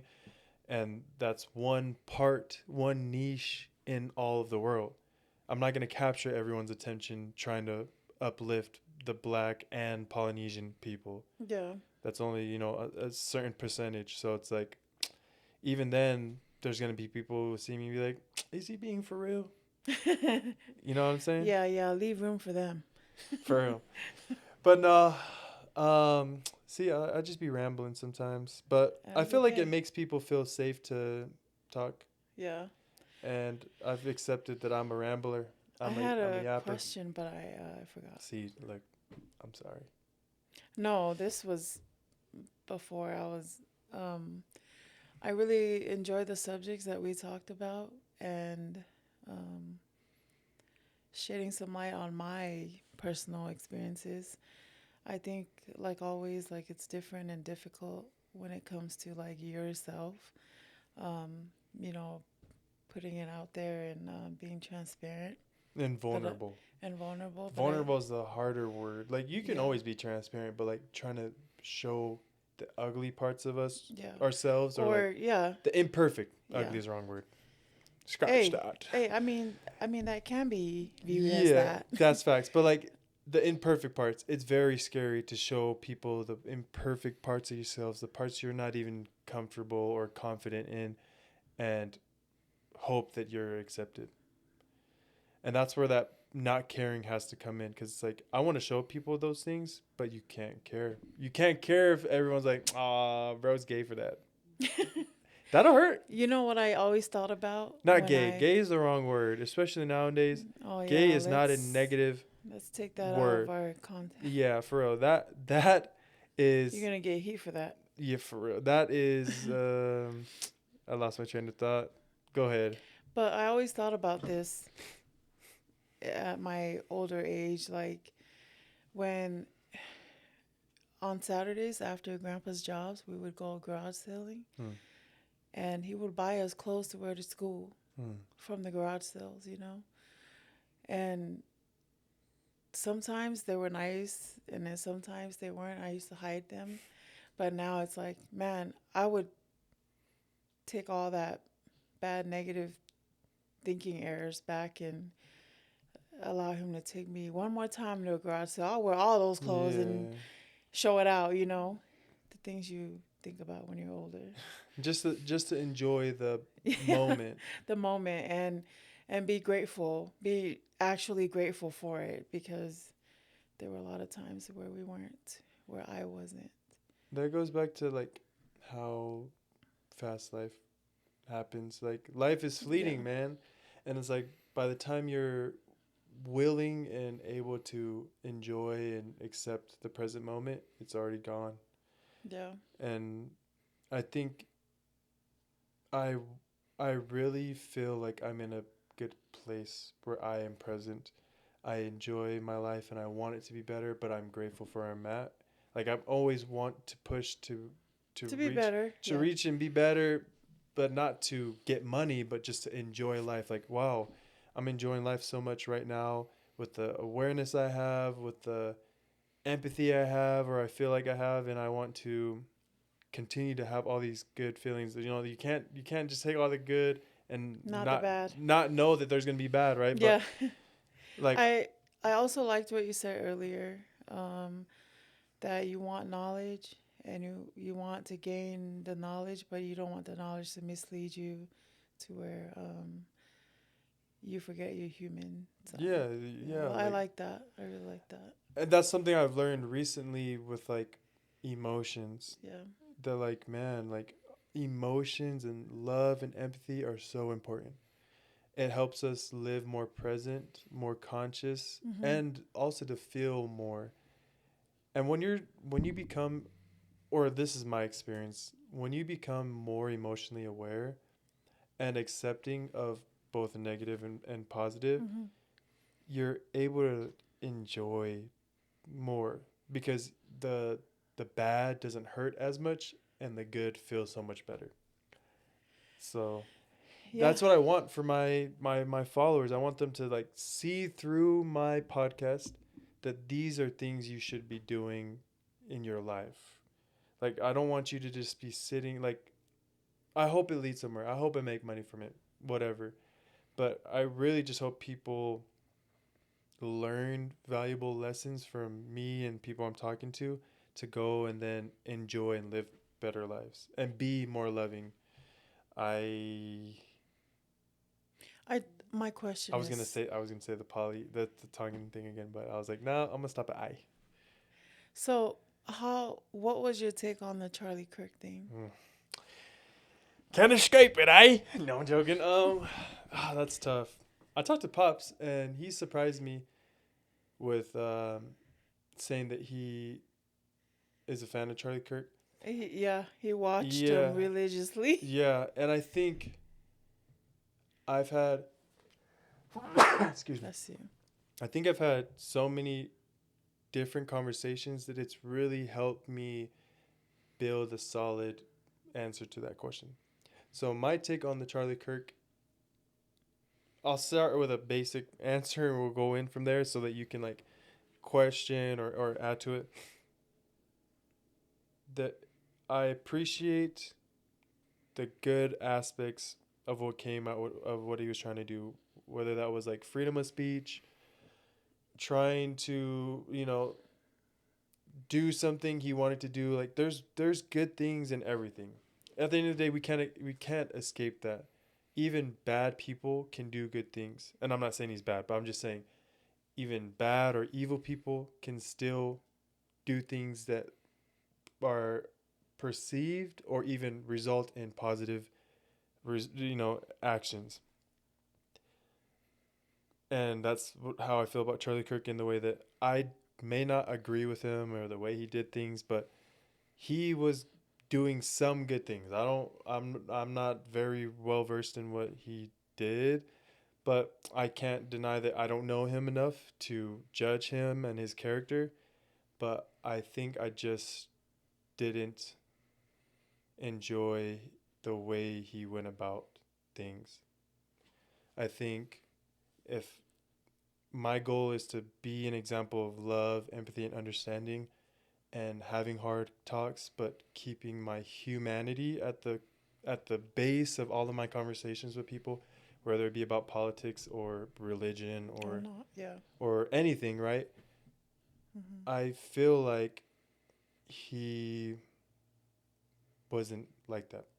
I guess so. Like, I don't really like his way and approach and like his human essence and how he tried to attack people or at least how he went about doing it in a Christ-like way. He didn't do it in a Christ-like way, I'm not gonna judge him or anything, but I just didn't like that. Now, I don't hate people who agree with him, but I think that's just one of those things that I realize now where I'm just not a fan of how he went about things, and I think I wouldn't feel comfortable if white Americans took on his ideology, his character, and lived like that. That would make me feel unsafe in America. So I think if people were more like Jesus, more empathetic, more loving, and stuff like that, and that was all he pushed, and he was an example of that, And the way he and the way pushed he it, did yeah. it, and like we can be unprofessional sometimes. It's okay Yeah. to, I swear sometimes and stuff like that. It's okay to be unprofessional. Sometimes crack a joke or say something that might be insensitive. Those things are human. No one's perfect. But I Right. think that a on a frequent occasion, he just did a lot of things that I feel like weren't so Christ-like and really justified a lot of negative behaviors. So it's like I'm not a fan of that. So I said I would keep it short, but it was a long way to say that no, I'm not a fan of him. But yeah. I I I didn't watch him at all. Mm. Um, when your dad would watch him, I would be doing something else. But I hear some of the messages. I think his intentions were in the right place. Um, the actions that followed didn't match Mm. that. And that's So just from like the small things that you saw, and he was yeah, watching it religiously. and I didn't watch him at all. Yeah. But I think he had the right intentions, but it got progressively he went away from that intention in it. That's why I feel like it made it progressively worse for him personally and I like that. the way he I went like out. that.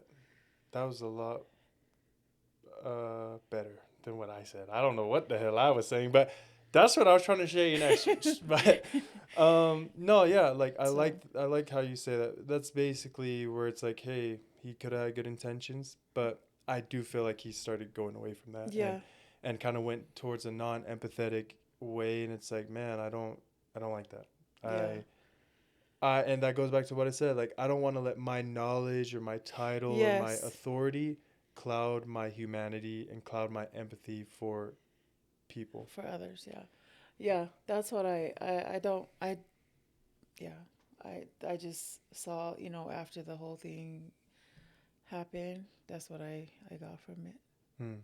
Right intentions, just the actions didn't match it, and he went away totally away from Hmm. what his His original initial goal. representation was. Yeah, I like that. Yeah.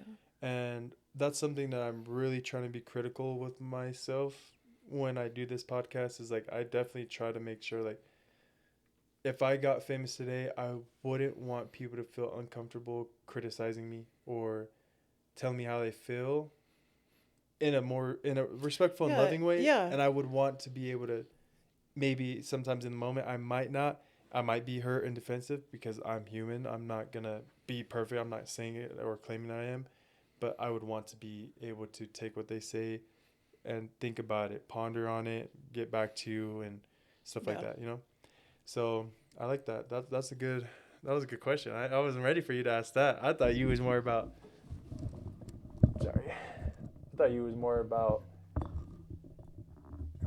mental health. I didn't think you was gonna ask me anything about Charlie Kirk, but I like that. Well, that is mental health. Mm, He became mentally unstable. I think that's where a lot of that was driven from. like almost like he let the hype or like He the let the fame, fame get the to him. money. Yeah. That's what I want. My fame He and money. became ungrounded at some point. Hmm. Gotta stay grounded. Yeah. Have to. And Have that's to. why my podcast is called The Village. I want that to always be a reminder of my goal. My goal is to create a village of conscious warriors. I like that. Yep. And I have to be a conscious warrior. I want to be the conscious chief because it's my village. But at the end But of the day, the reason why I asked that is because I wanted to know your your outlook on it because you're on social media Mm-hmm. platforms. I just wanted to know your views on Yeah. that. Yeah. I'm trying. I'm learning. I've been learning a lot again about like emotions and like empathy and love and understanding and like damn, really the answer to all the world's problems is through love. Having that you could call it eternal perspective or just having a more empathetic perspective and loving like a love based solution. Yeah. Like make sure it's about love and empathy and trying to find solutions and not trying to be right. And I think that's also where he probably was starting to go was like he wanted to be right, wanted to prove people that he is credible, he deserves what he's doing instead of grounding it in humility. Like you said, it's like you got to stay humble. So I watched a little bit of his stuff after he got shot, and I I have to say some of the ways he was talking in his like assemblies or whatever you call it, the things he The the debates. yeah um they were like forceful. The way yeah, it just yeah, it didn't. Anyways, that was one of my questions. Yeah. I wanted to talk about my Gava bar Oh experience yeah. last night. Because you mentioned love, and it was really great to see our people, our Polynesian people, just gather under one roof, regardless Mm. if they were Samoan or Tongan or Fijian or Yeah. Guatemalan. I mean, just kidding. Or, Malaysian. There were so many, you know, and you couldn't tell if they were if they were Tongans or Samoan. Everyone sat on the tables, and they even were like moving around, like, I guess Just they're having like a what just did you call it? A fale. yeah. Just And like a they were nice just fale. they were just like I also saw like certain people shifting from one table to the other table and just having full blown like great conversations. And when songs came on that they knew, people were singing. I thought it was a great. It's not my Yeah, cup of it's usually tea. It's not my u- cup of tea. usually I'm your just cup of tea is not anything no, Polynesian with a lot of bugs. no. I think I get that from you. Yeah, I um, but it was really neat to be around our People. people and watch them enjoy, themselves. Like the table we sat on, it was like me and your dad and this Tongan guy and three Samoan guys. We were just met them last Hmm. night, and we were conversating like we all knew each other. Actually, I knew some of the people that the other guy knew because he's from Long Beach too. But um, it was great to see that, like to see, like, it doesn't matter if you're Tongan or Samoan. We're all here. Yeah.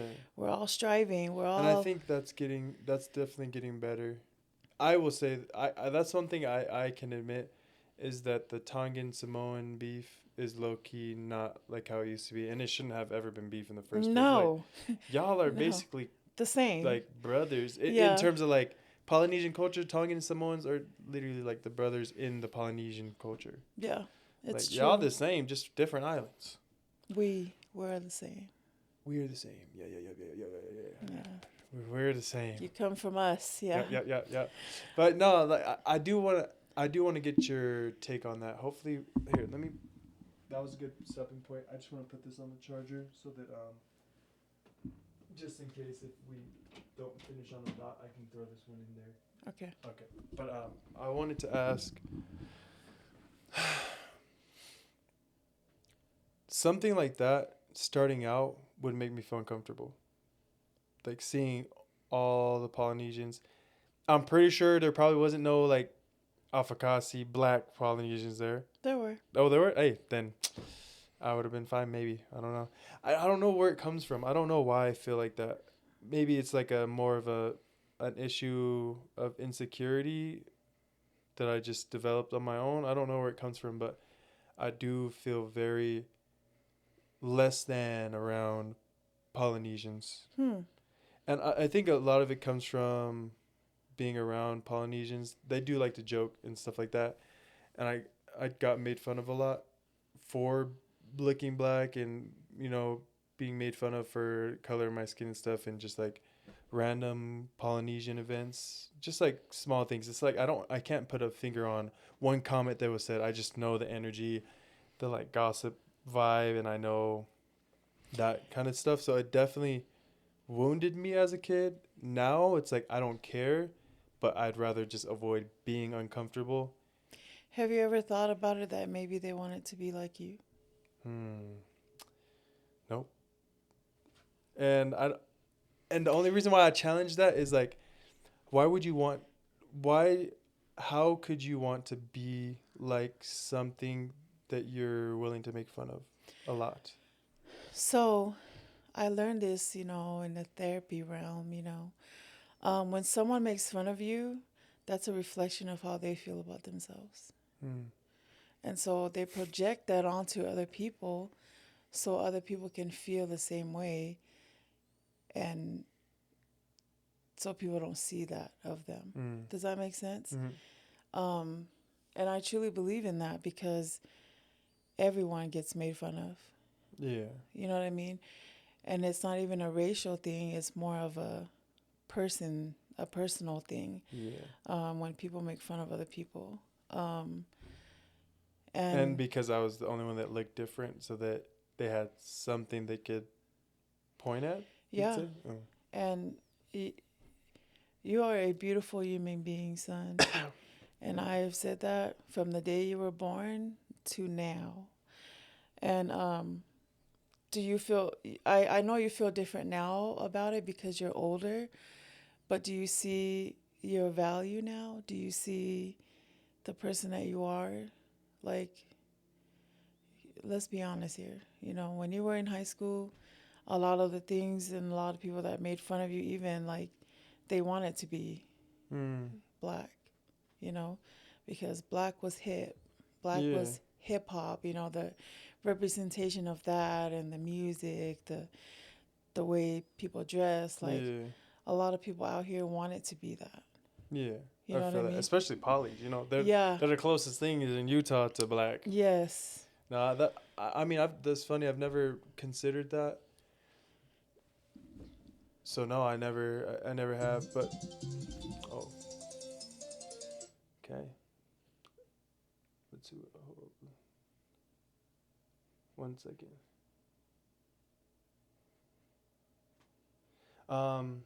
No. I've never. It's funny. I've never considered that, but that makes sense. I think the part of me is like I'm not gonna project that onto people. I guess like, oh yeah, they want to be like me. That just sounds like, what's the word, egotistical. But But that's the thing, though. It's not a project. They're projecting their stuff onto you. I feel that. You know what I mean? So, with their own insecurities, because everybody is insecure about something about themselves, Mm. regardless of how rich or unrich you are, what you have, what you don't have, um, you know, what you're grateful for and what you're not grateful for. Everyone has some kind of insecurity about something about themselves. Mm. That no, that's true. And I see it in myself as confident as I want to come off, and everything. It's like I do still see my insecurities. To answer your question though, like how do I feel now? I think the best way to describe how I feel as an adult now is I do feel like I'm chasing a ghost. It's a song. It's like, Mama, I'm chasing a ghost. But I think I don't know what I'm chasing. I think I do feel like there's this part of me that senses that I need to keep going, that something needs to, like, that I'm not there yet. Mm. So then some of that can be a good thing where it's like it's driving me to start a podcast because like Hmm. To be financially, better, yes, to be, financially I want yeah. to have more to provide for my family and my extended family and stuff like that. Like there's things that drive me, but when I do think about it, it's like, damn, I have a lot of insecurities, and like I still feel like I'm not there. Like I'm still got a long way to go, and it is hard when I don't really have like a role model that I look up to and trust. Like, cause I don't trust nobody. I don't. There's no one that I trust out there in terms of like that's made it. That's a good example of having balance, and maybe I haven't done enough research, but it's like I don't trust enough. I don't trust men. Like I don't trust that any dude has my best Best interests interest. at heart, and so it's hard for me to see influencers that are trying to do that, and so that's why I was like, I want to do that for me, the version of me that needs that.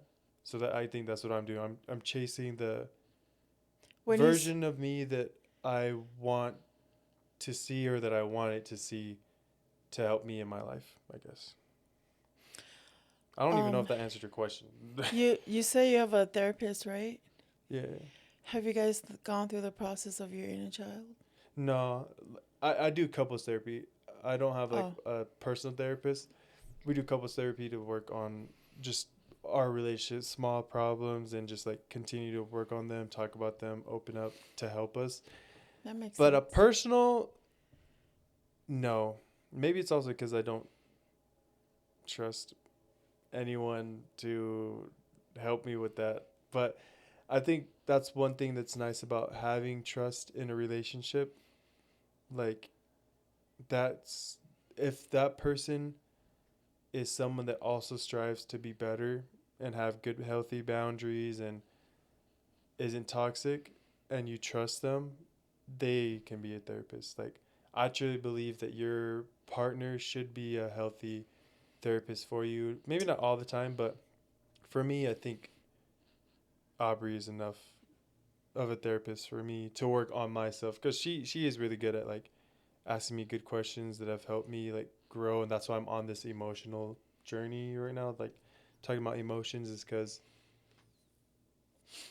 um, she's opened my eyes to, or at least maybe I'm open and willing to hear what she has to say or question, and I'm willing and trustful, or Well, I trust her enough to be vulnerable and there's a honest. level of trust there, and that's Yeah. why um, if there's any transitions, changes, or anything that needs to shift, you're willing to shift it with her and for Mm. her because you Yeah. trust her.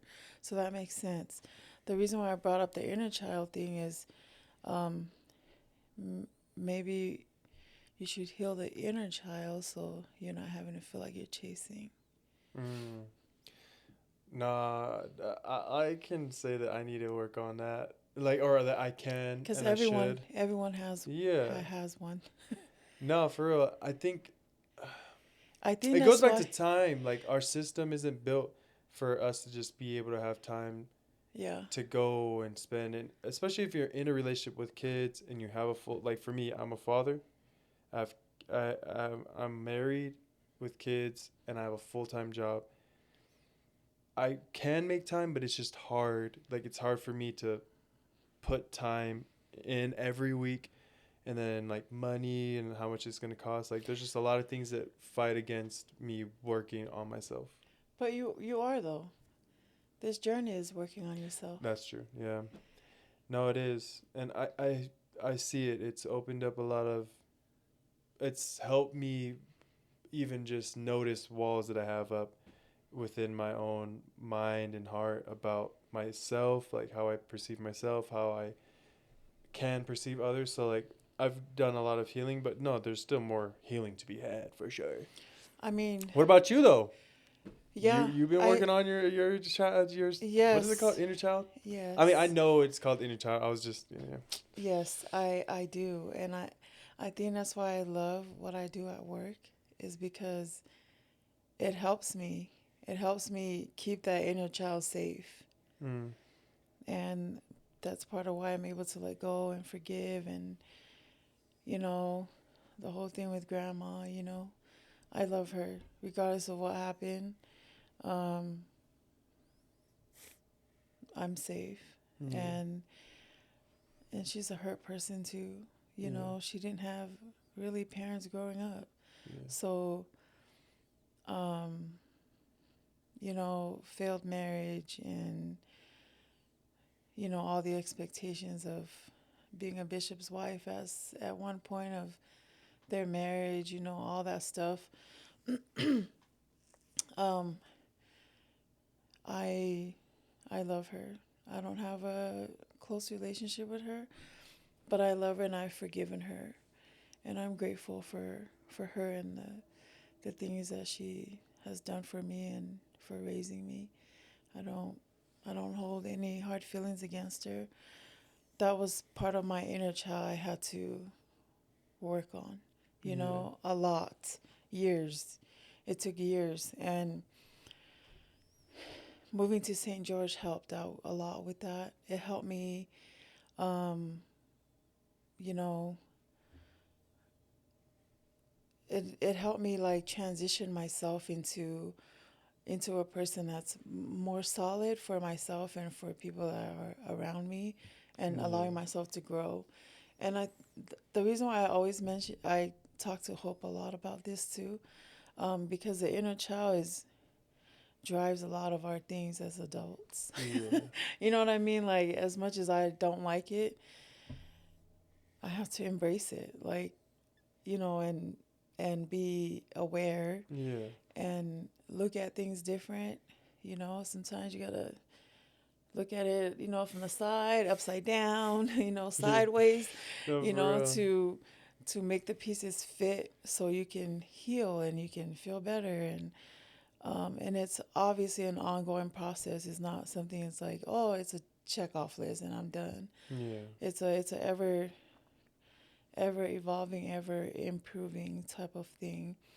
And so that that's why I love mental health, Yeah. because it helps people. Um, it helps people live with difficult people. No, and it helps you also learn how to address and change those things, like you said, like Yeah. evolve them. I think I think we need more safe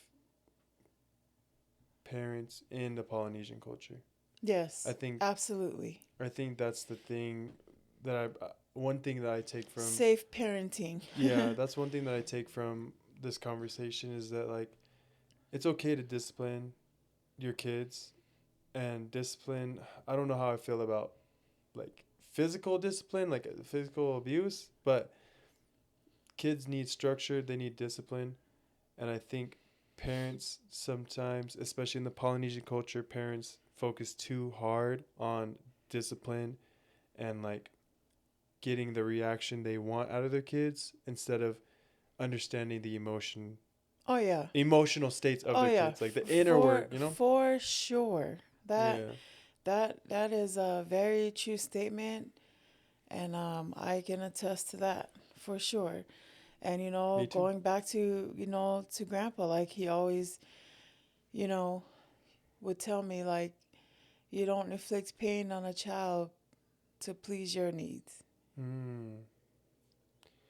Do you think that polys do that? Like, is that Yeah. Yes. how does that even work? How is inflicting pain? It's like when you hit your kid and you tell them, I do this because I love you. Oh yeah, yeah, Huh? yeah, yeah, Then yeah. I don't want that love, you know? Facts. Dang. Yeah. It's that's a that's a that's a subject that needs to be, well, it's been talked about. That's you know, saturating subject right there. I don't think it is. I think. Oh, you know what? No, that's me being pessimistic. I think. I think it is, but I think the work needs to be done Yeah, like for we talk it. about it a lot, but it's like, Yes. are we truly changing on the inside? And I think that's why it goes back to emotions. Like, again, I'm just now, I feel like I was more advanced in my mind of how things should be, or at least I thought I was. And I'm just realizing this month, okay, today's November 1st, but last month, Last month. I was realizing last month that like, man, I really need to work on my emotional regulation. And like, am I paying attention to emotions more than I'm paying attention to actions? And I realized it with Ace that like I see when he doesn't act the way that I need him to act or that I feel that he should act, I react. And instead of being aware of how I'm feeling, like, hey, I'm upset that he's not acting that way. Let's talk about it. Let him know. It sounds weird to do, but I feel like Polynesian parents don't do that. They're not willing to be vulnerable with their own kids. You know, they're Mm-hmm. not willing to be vulnerable with their And take the time. child and say, hey, this is how I feel, because they feel like, again, the dismissive, like, my kids shouldn't know about what I feel like. Or that thing, well, I'm the adult, I'm the parent, Yeah, I got so that authority, so you don't need to know how I'm feeling. Just shut yeah. up and go Yeah. over there. And that's like very hurtful. You're not building any trust and love so that your kid will be willing to open up and tell you how they feel so that you can catch things before they happen and stuff like that. And yeah, that goes back to a lot of work that I feel like Polynesians need to actually do. Like, from here's a question I have for you, and we're probably reaching the end, but what is one way that we can get there? Or how do you feel Polynesians can apply these things if we already know that this stuff happens, if we already know we're starting to make good changes, but we still need to really be implementing it in our daily lives? How can we do that? Um, if you have some type of higher power, uh, you can reach out that way. Therapy is definitely another resource, you know. But ultimately, it starts from you yourself. Hmm. If you don't see that you're not doing, if you don't see that you're doing something wrong, and or you're approaching something wrong, or you're saying something that's not helpful, then no resources out this way or that way can help, because it starts from you. Yeah, but then that goes back to my original like problem. I don't like using problem. That's my original challenge with the Polynesian culture. How are you going to be willing to realize what you're doing is wrong if the culture, I won't say glorifies, but if the culture is okay with disciplining your kid by You, beating them, or that the culture, Polynesian culture says respect your elders, and parents can just use that to their kids, and they're not realizing they're not doing things to earn that respect of their kids and to earn that trust from their kids. They're just like, you should do those things. Like, you see I what I'm saying? I don't know if I'm yes, asking the I right no no question. no, you're right. I do I do support that saying, respect your elders. Yes, I do support that. Yeah, I do too. But the way, like, but if you're using that authority for control, Mm. because control and fear go hand in hand, right? In a setting like that. Now, if you have control and fear, then to me that's a person. That's like a personal, like a one person choice to react that way. It's not Yeah, a cultural thing. Does yeah, that make sense? yeah, The cultural thing is, yes, respect your elder, yeah, but I truly believe it's not a cultural thing to say, well, go hit them if they're not listening to you. yeah, You know what I mean? I think that's yeah. more like a family culture, a father culture, a person culture. It's not a, For real, that is more of a father thing. I feel like you know what I women. mean? It's not. I don't want to say like, oh well, the Polynesian culture say respect your elders, but if it doesn't work out, do this. You know what I mean? Like, hey, call audible. Like, if it doesn't work out, they don't respect the elder, then do this. Yeah, No, yeah, no, yeah. No, that's taken out. You know what I mean? yeah. Like, I feel now that it's not like a you're cultural taking it thing. out of like Like, you Polynesian beating your own people. kids, that's a you thing Yeah, yeah, yeah. to me. That makes You know, sense. because my dad didn't beat us. Mm. That was a him thing. You know, he was that type of person. Like, Yeah. he will lecture you till you're, you know, Yeah. you're blue in the face. For real. And and you know what? Lecturing is even worse, Mm. because those words pound in your head days on Mm. end, you know. But the inflicted pain on a child, it doesn't last long, but the trauma that comes from it lasts a lifetime. Yeah. You know what I mean? Yeah. And that's something like I've always like shared with your dad, because he was raised rough. And I think that's like, You know what I mean? yeah, and I realize now, like, like, I've learned a lot about trauma too, and like anxiety, PTSD, and like, Mm-hmm. I think he suffered from a lot of that stuff. All of it, till even now. Yeah, and I think that's why it was hard for him to do that. Yeah. And it's like, I don't blame him anymore, because a lot of that is trauma. His emotions are dysfunctional and dysregulated because he never had that. Yeah. And so he wasn't able to do that for his kids. But I think, and we talked about it, I told him that I'm happy and proud that he's doing that now for his grandkids. And like, at least it's starting somewhere. And that goes Yeah, back to like, you have to change. The posterity is it's important. yeah, yeah, So, and I truly believe like that's not a culture thing to hit your kids, to inflict pain on your kids. To me, that's a personal choice.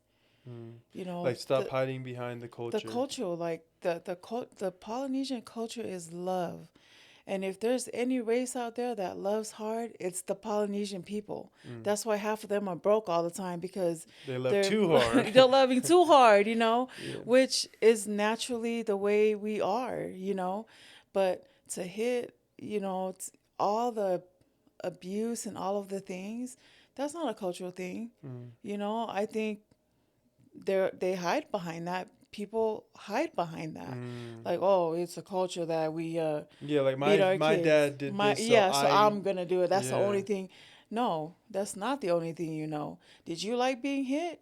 No, you Not for real. didn't. That's one thing I definitely don't understand why No. certain parents do that. It's like, you are hitting because you learned that, but how are you okay with it when I You didn't know like for a it. fact Yes. when you were 10 years old getting suwapped, minka manka munka, Mink, you were like, why is this happening? Yeah. How can you do this to me? I'm just a child. Just a And then child. as soon as you become an adult, you right in there like, yeah, it's my turn. Yes. That's crazy. It's crazy, and it's not a cultural thing. No, that's facts. All the cultural things are good things. Like, Yeah. it's love, it's care, it's family, it's unity. Like, everything outside of that, that's a personal thing. Like, that's a personal choice. Yeah. I'll just I say like that, I like that. because that's what Grandpa showed me. Yeah. Like, you don't, just because you're the father, you don't get to hit the kids. You don't get to talk to them in ways that are degrading or demeaning or Yeah. victimizing. Like, no. And I feel like, I'm not going to say it like in a sexist way, but I feel like men do that more often. Is that wrong for me to say? No, it's not, I because feel like it's men what is happens. just like, they're almost like more easily, oh damn, we hit the limit.